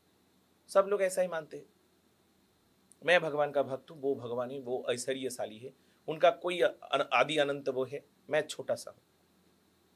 ये है पहला स्टेज। दूसरा स्टेज में क्या होता है? दासो। दासो भक्ति, मैं दास हूं, वो मालिक है, थोड़ा नजदीक जा रहे हैं। भगवान के साथ भक्त का बहुत दूरी का संबंध है, लेकिन दास के साथ मालिक का नजदीक है। सर थोड़ा ये काम कर दीजिए ना, हाँ, सरासरी संबंध होता है, सेवा करते हैं, पैर दबाते हैं, हाँ, खाना लेके जाते हैं, थोड़ा अपनापन हो जाते हैं। शांतो दासु, उसके बाद होता है सख। सख मतलब फ्रेंड, मेरा बंधु है। मालिक से, आपका मालिक है एक जन, आप उनको कैसे बोलेगा सर थोड़ा कर दीजिए। आपका दोस्त होगा, आप कैसे बोलेगा अरे कर दे, मेरा बहुत जरूरी है, हम माँ को लेके घूमने जाएंगे, मेरा माँ के नाम में फ्लाइट का टिकट कर दे। मालिक को ऐसे बोल पाइएगा? तो दोस्त और ज्यादा नजदीक। उसके बाद आता है वात्सल्य। वात्सल्य मतलब माँ बच्चा का संबंध। आपका पिताजी है, दो मुझे 500 रुपए दो, नहीं देगा तो पकड़ से चुरा के ले लिया। दोस्त का पकड़ से चोरी कीजिएगा तो क्या बोलेगा, वो चोर है, थोड़ा गाली देगा। और मालिक से चोरी करिएगा और जेल में दे देगा। उसके बाद क्या है, ये लास्ट स्टेज है भक्ति का, मधुर। मधुर मतलब मेरा प्रिय है, मैं कुछ भी कर सकता हूँ उसके साथ, उसको मार भी सकता हूँ, आदर भी कर सकता हूँ, उनका चीज मेरा चीज। बोला गया है कि ये जो एक एक स्टेज देख रहे हैं, जैसे शांतो के बाद दासो आता है, दासो में शांतो भी रहता है, दासो भी रहता है। वात्सल्य में शांतो, दासो, सखो, वात्सल्य 4 रहता है, और मधुर में सब रहता है। तो साधक जब सही में सिद्धि पाता है तो सब कुछ उसमें हो जाता है, वही उनका माँ, वही तो आपका तो और कुछ है ही नहीं, आप तो सब पति जला दिए। तो मेरा जब प्रिया का जरूरत होगा, मेरे लिए मेरा पत्नी का जरूरत होगा तो वही ना बनेगा, मेरा माँ का जरूरत होगा तो वही खुद बनना है। मेरा सब कुछ ही वही है, सब कुछ वही है, वही भी नहीं, अब एक ही है, मैं भी वही हूँ, मैं भी वही हूँ। हाँ। तो जो सही में साधक है वो आपको ऐसा नहीं बोलेगा वो तुम्हारा माँ है मेरा लिए अलग है, वो बोलेगा तुम्हारे लिए जो माँ है वो मेरे लिए सब कुछ है, मेरा माँ तो है और सब कुछ है। राइट। कोलकाता के बारे में बताइए। कलकत्ता अलग है। देखिए 51 शक्तिपीठ है, 108 शक्तिपीठ है, बहुत सारा शक्तिपीठ है, लेकिन अगर आदि शक्तिपीठ या आदि शक्तिपीठ का आप बातचीत कीजिएगा तो बोला जाता है 4 शक्तिपीठ है, आदि शक्तिपीठ। ओके। और स्थान का महत्व है, वहां पे कोई मंदिर नहीं है, कोई मूर्ति नहीं है, ये सब नहीं बोल सकते आप। मुख खंड वो कलकत्ता है, माँ का मस्तक, माँ का मुख गिरा था, जब विष्णु सुदर्शन चक्र से खंडित कर दिया, माँ का मस्तक गिरा कलकत्ता में। ओके। कौन सी जगह? कलकत्ता ही है, पूरा कलकत्ता है, कहाँ है कोई पता नहीं। Okay. क्योंकि मस्तक का कोई, कालीघाट मंदिर है शक्तिपीठ, हाँ, लेकिन उसमें माँ का चरण का 4 उंगली गिरा था। हाँ जी। मस्तक खंड पूरा कलकत्ता है। Oh okay. कहाँ पे गिरा था किसी को पता नहीं, कौन है वो, ठीक है। मेरे लिए तो मेरा माँ सम सुंदरी है, सब है मेरा माँ सम सुंदरी, तो वही है। 4 आदि शक्तिपीठ में सभी मेरा माँ सम सुंदरी है, यही मेरा एहसास होना चाहिए। दूसरा है स्तन खंड। ओके। उड़ीसा के एक स्थान है जहां पे माँ का स्तन गिरा था, वो स्तन खंड है, वो तारा तारिणी बोला जाता है उस स्थान को। तीसरा है माँ का योनि खंड, वो असम, कामाख्या टेम्पल, असम में कामाख्या में पड़ा है। वो को लेके भी बहुत मतभेद है कि कौन सा जाएगा। जो मेन कामाख्या टेम्पल है वहां नहीं हो सकता है, इसको लेके भी डिबेट है। ओके। और 4 नंबर है पादखंड, वो कहां पर है, उड़ीसा में, उड़ीसा में पुरी में, ओके, जगन्नाथपुरी में पड़ा। देखिए इसको लेके भी डिबेट है, क्या है, वहां पे माँ का 51 शक्तिपीठ में माँ का नाभि पड़ा था, माँ विमला है जगन्नाथ मंदिर के अंदर शक्तिपीठ। लेकिन पादखंड वो पुरी में कहाँ पे पड़ा है कोई, क्योंकि पादखंड का तो कोई पूजा नहीं होता। अब सुने कि कहीं पे पाद पड़ा है, लेकिन 4 आदि शक्तिपीठ ऐसा है। तो कलकत्ता में माँ का माथा पड़ा था, मुख, तो इसीलिए कलकत्ता अलग है। कलकत्ता माँ का गोद है, वो ऐसा एक जगह है कि कोई भी कभी भी भूखा नहीं सो सकता। माँ अपने बच्चे को जैसे कभी भूखा सोने नहीं देता, कलकत्ता वैसा है। अगर कोई पहली बार कोलकाता आ रहा है तो, और सिर्फ दर्शन के लिए आ रहा है, स्पिरिचुअल पर्पज से आ रहा है, तो थोड़ा सा बताइए कैसे घूमें। हम आज तक जिनको भी देखे छोटे उम्र से ही, हम तो पहले माँ सम सुंदरी का पुजारी नहीं थे जी, हम माँ सम सुंदरी से बहुत प्यार करते हैं। जैसे एक छोटा सा कहानी। हाँ प्लीज प्लीज। नारद जी एक बार हनुमान जी को बोला, तुम किसको भक्ति करते हो, किससे तुम इतना प्यार करते हो? जो एक पत्नी के लिए रोता है, एक ठो औरत चला गया रो रो के पागल हो जा रहा है, ऐसा आदमी से तुम प्यार करते हो? हाँ। वो कभी भगवान हो सकता है? हम्म। बोले आप क्या बोल रहे हैं, आप नारद जी है, आप त्रिकाल योगी है, आप नहीं जानते वो स्वयं नारायण है? हम्म। तो बोले हाँ तुम ही बोल रहे हो नारायण, तो नारायण का ही ध्यान करो, नारायण का ही पूजा करो। हम्म। तुम बोल रहे हो ना कि नारायण है, तो नारायण का ही करो। तुम सोचो, एक माने एक साधारण जोगी से भी वो कमा है, एक साधारण पुरुष से भी वो कम दामी है। हम्म। एक पत्नी चला गया रो रो के पागल हो रहा है, और तुम उसके लिए ध्यान करते हो, उसके लिए रोते हो, मेरा प्रभु, मेरा स्वामी, मेरा परमात्मा, मेरा ब्रह्म। हाँ, ये क्या तुम्हारा नजरिया है? गुस्सा आ गया हनुमान जी को। ये तो बोले है। रखिए आपका नारायण को, हमको नारायण वारायण नहीं चाहिए, हाँ। और नारायण टारायण कुछ नहीं चाहिए हमको। हाँ। जो पत्नी के लिए रोता है, जो मूर्ख है, जो पगला है, वही मेरा प्रभु, वही मेरा स्वामी। हम कोई नारायण का नहीं जानते, हम्म। हम सिर्फ राम को जानते। इसे कहलाता है भक्ति। एक बार एक राक्षस लंका में, हम भक्ति के बारे एक जगह बोलने से पहले भक्ति बोलना बहुत जरूरी है। भक्ति क्या है? एक राक्षस विभीषण से पूछा, अच्छा हनुमान कैसे समुद्र पार कर लिया? एक तो बंदर था। हाँ। तो हम भी कर सकते हैं ना, हम्म। हमको सिखा दो, तुम तो उन लोग के साथ भेंट भूट किया, क्या है वो? बोले हम तुमको एक तो कागज का चिरकुट देंगे, हम्म। वो तुम हाथ में रखना, देखना तुम भी पानी के ऊपर से चल सकोगे। और ठीक है, चिरकुट दिया। वो तो पहले विश्वास नहीं किया कि ऐसे कैसे हो सकता है, तो चिरकुट लेके कभी हो सकता है? फिर विश्वास, फिर भी वो चेष्टा की। जे ही पानी में पैर दिया, देख रहे नहीं डूब रहा है, पानी रास्ता बन गया है। हम्म। ऐसे चिरकुट लेके माझ समुद्र में चला गया। तब उनका मन बोलने लगा, क्या है इसमें कि मैं पानी के ऊपर से चलने लगा हूँ, हम्म। एक बार देख लेते, देखने से क्या होगा। खुल के देखा, लिखा है राम। हम्म। तो वो बोला कि एक राम नाम से कागज में राम लिख दिया, इससे हम बच सकते? मेरा अंदरूनी पावर है, मैं हूं पावरफुल, हाँ। अहंकार। हम्म। वो फेंक दिया कागज, जे ही फेंक दिया से ही वो डूब के मर गया। इसे ही बोलता है भक्ति। तो अगर कोई कलकत्ता जाए तो महाश्याम सुंदरी से बड़ा कोई नहीं। जी। आज आपके साथ जो भी बातचीत की, आपके पास आने का जो मुझे सुजग मिला, ये भी माँ का ही दया है। नहीं तो मेरा कैसा हैसियत है कि मैं आपके सामने बैठ पाऊं, आप मेरा सुने ना। सही में आपको कितना करोड़ों लोग सुनता है, आपसे कितना लोग कितना प्यार करते हैं, मेरा कैसा हैसियत है। हम बहुत सारे लोग से बात करते हैं, उन लोग के पास भी जाने का मेरा कोई हैसियत नहीं है, मेरा कोई दाम नहीं है। माँ हमको भेजा है, तो उनसे बड़ा कौन हो सकता है? पंगुं लंघयति गिरिम मुकं करति वाचालम। तो एकान्न सतीपीठ का वो ही सब कुछ है। जी। जय मां सरस्वती। जय मां सरस्वती। आई वांट, आप अपना पूरा दिनचर्या बताइए, मंदिर में पूरा दिनचर्या कैसा जाता है, क्या करते हैं आप? मंदिर में सुबह में माँ का मंदिर खुलता है, उसके बाद माँ के लिए भोग लगता है, बाल भोग। उसमें आरती नहीं होता। ओके, कितने बजे पूरा टाइम के हिसाब से बताना आप। मानिए वो सुबह 8:30-9 बजे माँ का भोग लगता है, ठीक है। वही पहला पूजा है। भोग लगने के टाइम माँ का अलग से आरती नहीं होता है, माना जाता है सूरज माँ का आरती करता है। ओके, इसीलिए अलग से दीप प्रज्वलन नहीं किया जाता। ठीक है। कोई बाजना भी नहीं बजता, ढाक ढोल कासर ये सब आरती के टाइम बहुत जरूरी है, लेकिन सिर्फ शंख बजता है माँ का मंदिर में। उसके बाद दोपहर में माँ का भोग लगता है, और इससे पहले से ही सुबह से ही भक्त लोग के लिए मंदिर खुल जाता है, दर्शन शुरू हो जाता है। पुष्पांजलि होता है कभी कभी, नहीं तो सिर्फ दर्शन, माँ का दर्शन करके, क्योंकि बहुत ज्यादा भीड़ होता है माँ के मंदिर में, ज्यादा से ज्यादा टाइम दर्शन करके भक्त लोग चला जाता है। कभी कभी पुष्पांजलि भी किया जाता है, एक साथ बहुत सारे लोग का, नाट मंदिर में जितना लोग खड़ा हुआ, कभी कभी, हर टाइम नहीं। ओके, ऐसा सारा दिन चलता है दर्शन और अंजलि। फिर 1:30 बजे माँ का मंदिर का जो मूल द्वार वो बंद हो जाता है। जितना भक्त है वो लोग रहना चाहते हैं, जो लोग वो लोग रह जाता है। माँ के दोपहर में भोग लगता है, माँ का खिचड़ी भोग होता है, कभी पुलाव भोग होता है, कभी भात दाल चावल इत्यादि इत्यादि भोग होता है, अन्न बोलते हैं, अन्न प्रसाद, मिठाई बिठाई देके माँ का भोग होता है। वो भोग होने के बाद भक्त लोग को प्रसाद दिया जाता है भरपेट, कोई भी रहे, कोई टोकन नहीं, कोई कुछ नहीं, भरपेट प्रसाद दिया जाता है।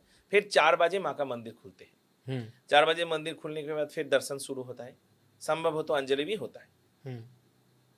और फिर शाम को 6:30 से 7 के बीच माँ का भोग लगता है। उस समय भी बहुत बजना बुजनी बजता है, आरती होता है, सबको भोग दिया जाता है। उसके बाद 8:30 बजे माँ का मंदिर बंद हो जाता है साधारण भक्त के लिए। ठीक है। उसके बाद परिष्कार परिच्छन्न हुआ जाता है, मंदिर में बहुत फूल वूल पड़ता है, बहुत भक्त आता है, हजारों हाँ, भक्त आते हैं, हाँ, लाखों हाँ। भक्त आते हैं। तो फूल फेंक दिया जाता है। उसके बाद माँ का साज होता है। रात 12 बजे से पहले माँ साजता है, ओके, श्रृंगार होता है माँ का। ठीक है। श्रृंगार कंप्लीट होने के बाद माँ का फिर रात 12 बजे से 3 बजे के बीच माँ का एक तांत्रिक पूजा होता है, वो चलता है हर दिन? हर दिन। कोई अरे दिन वाह! भी बात नहीं, सिर्फ दीपावली या दीपान्विता अमावस्या जो माँ का मंदिर का सबसे बड़ा पूजा है, हाँ, उस समय भक्त लोग सिर्फ उसी रात को सबके लिए खुला रहता है, सब लोग दर्शन कर सकते हैं। तांत्रिक विशुद्ध तंत्र मत में जो पूजा होता है। और हर दिन जब मंदिर बंद हो जाता है, रात 12 बजे पूजा शुरू होता है, माना जाता है, माने जब रात 12 बजे मंदिर बंद हो जाता है और पूजा शुरू होता है, उस समय माना जाता है कि माँ बाहर निकलती है। भक्त लोग के बुलावे पर माँ रह नहीं पाता। हाँ। बच्ची है ना, प्यार से कोई भी बुलाते हैं, भाप का कांगल चला जाता है उनके पास। वाओ! तो उस समय बहुत सारा साधक, बहुत सारा जोगी, बहुत सारा तांत्रिक आके माँ के मंदिर के बाहर में, मंदिर चत्तर के बाहर में बैठे रहते हैं, ध्यान करते हैं।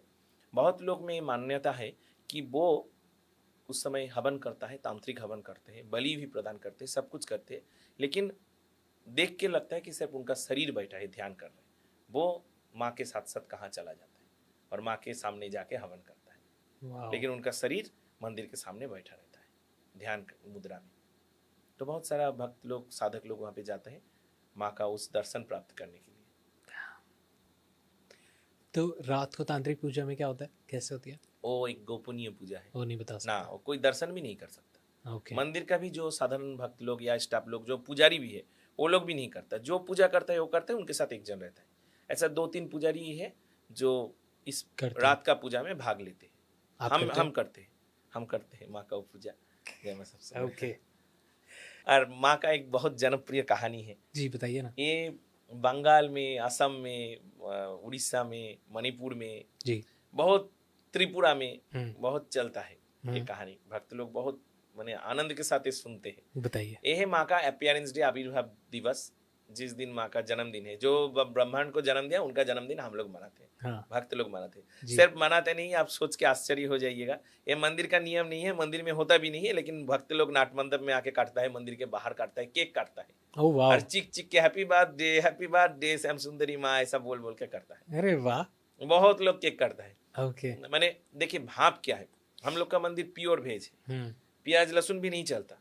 हाँ, मैं कोई उसी पे आने वाला कोई था। कोई मानिए अंडा वाला केक खाता है, अंडा वाला केक भी मंदिर के बाहर ला के काट रहा है। हाँ, मंदिर में अलाउ नहीं है ये सब। मंदिर के बाहर लाके देखिएगा, चिक चिक के वो अगर केक लगाएगा, हाँ। क्रीम वाला जो पेस्ट्री है सबके गाल में लगा देगा, माँ का हैप्पी बर्थडे, ऐसा करते हैं।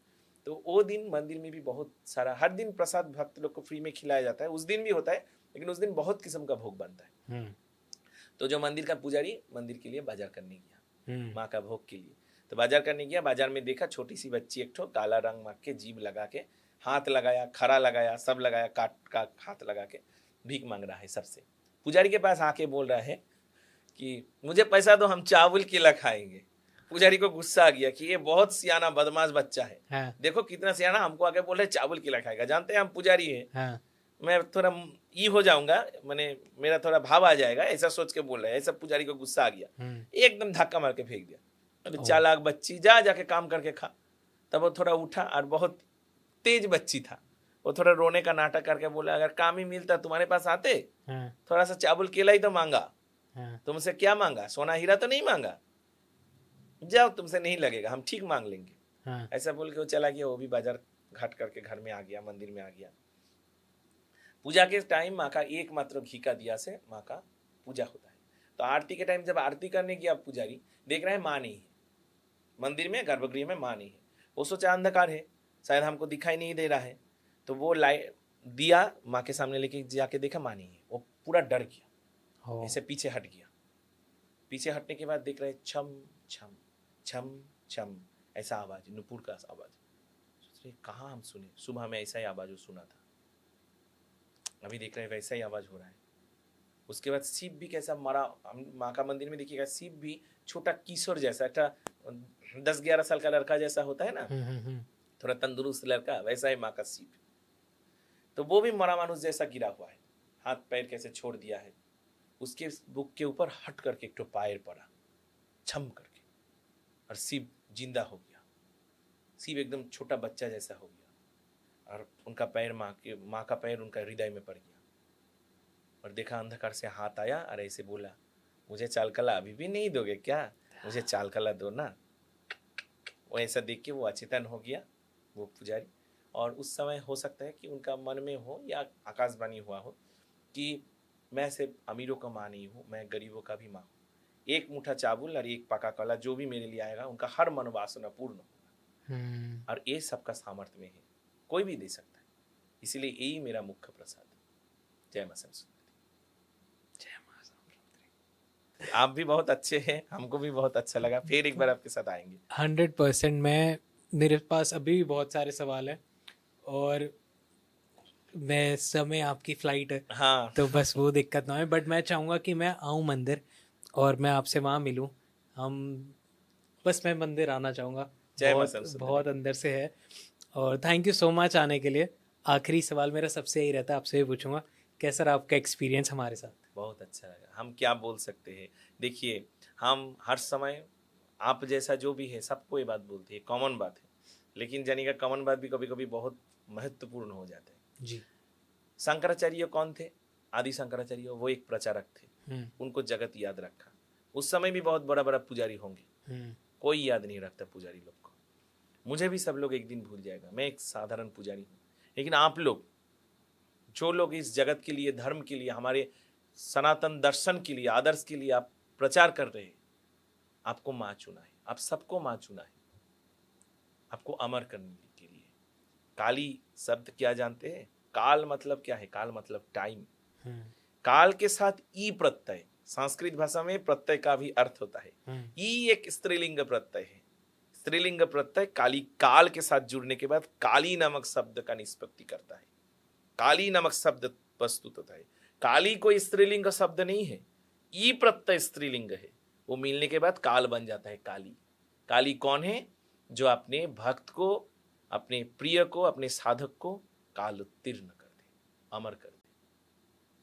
तो आप सब वही है। जय मां सरस्वती।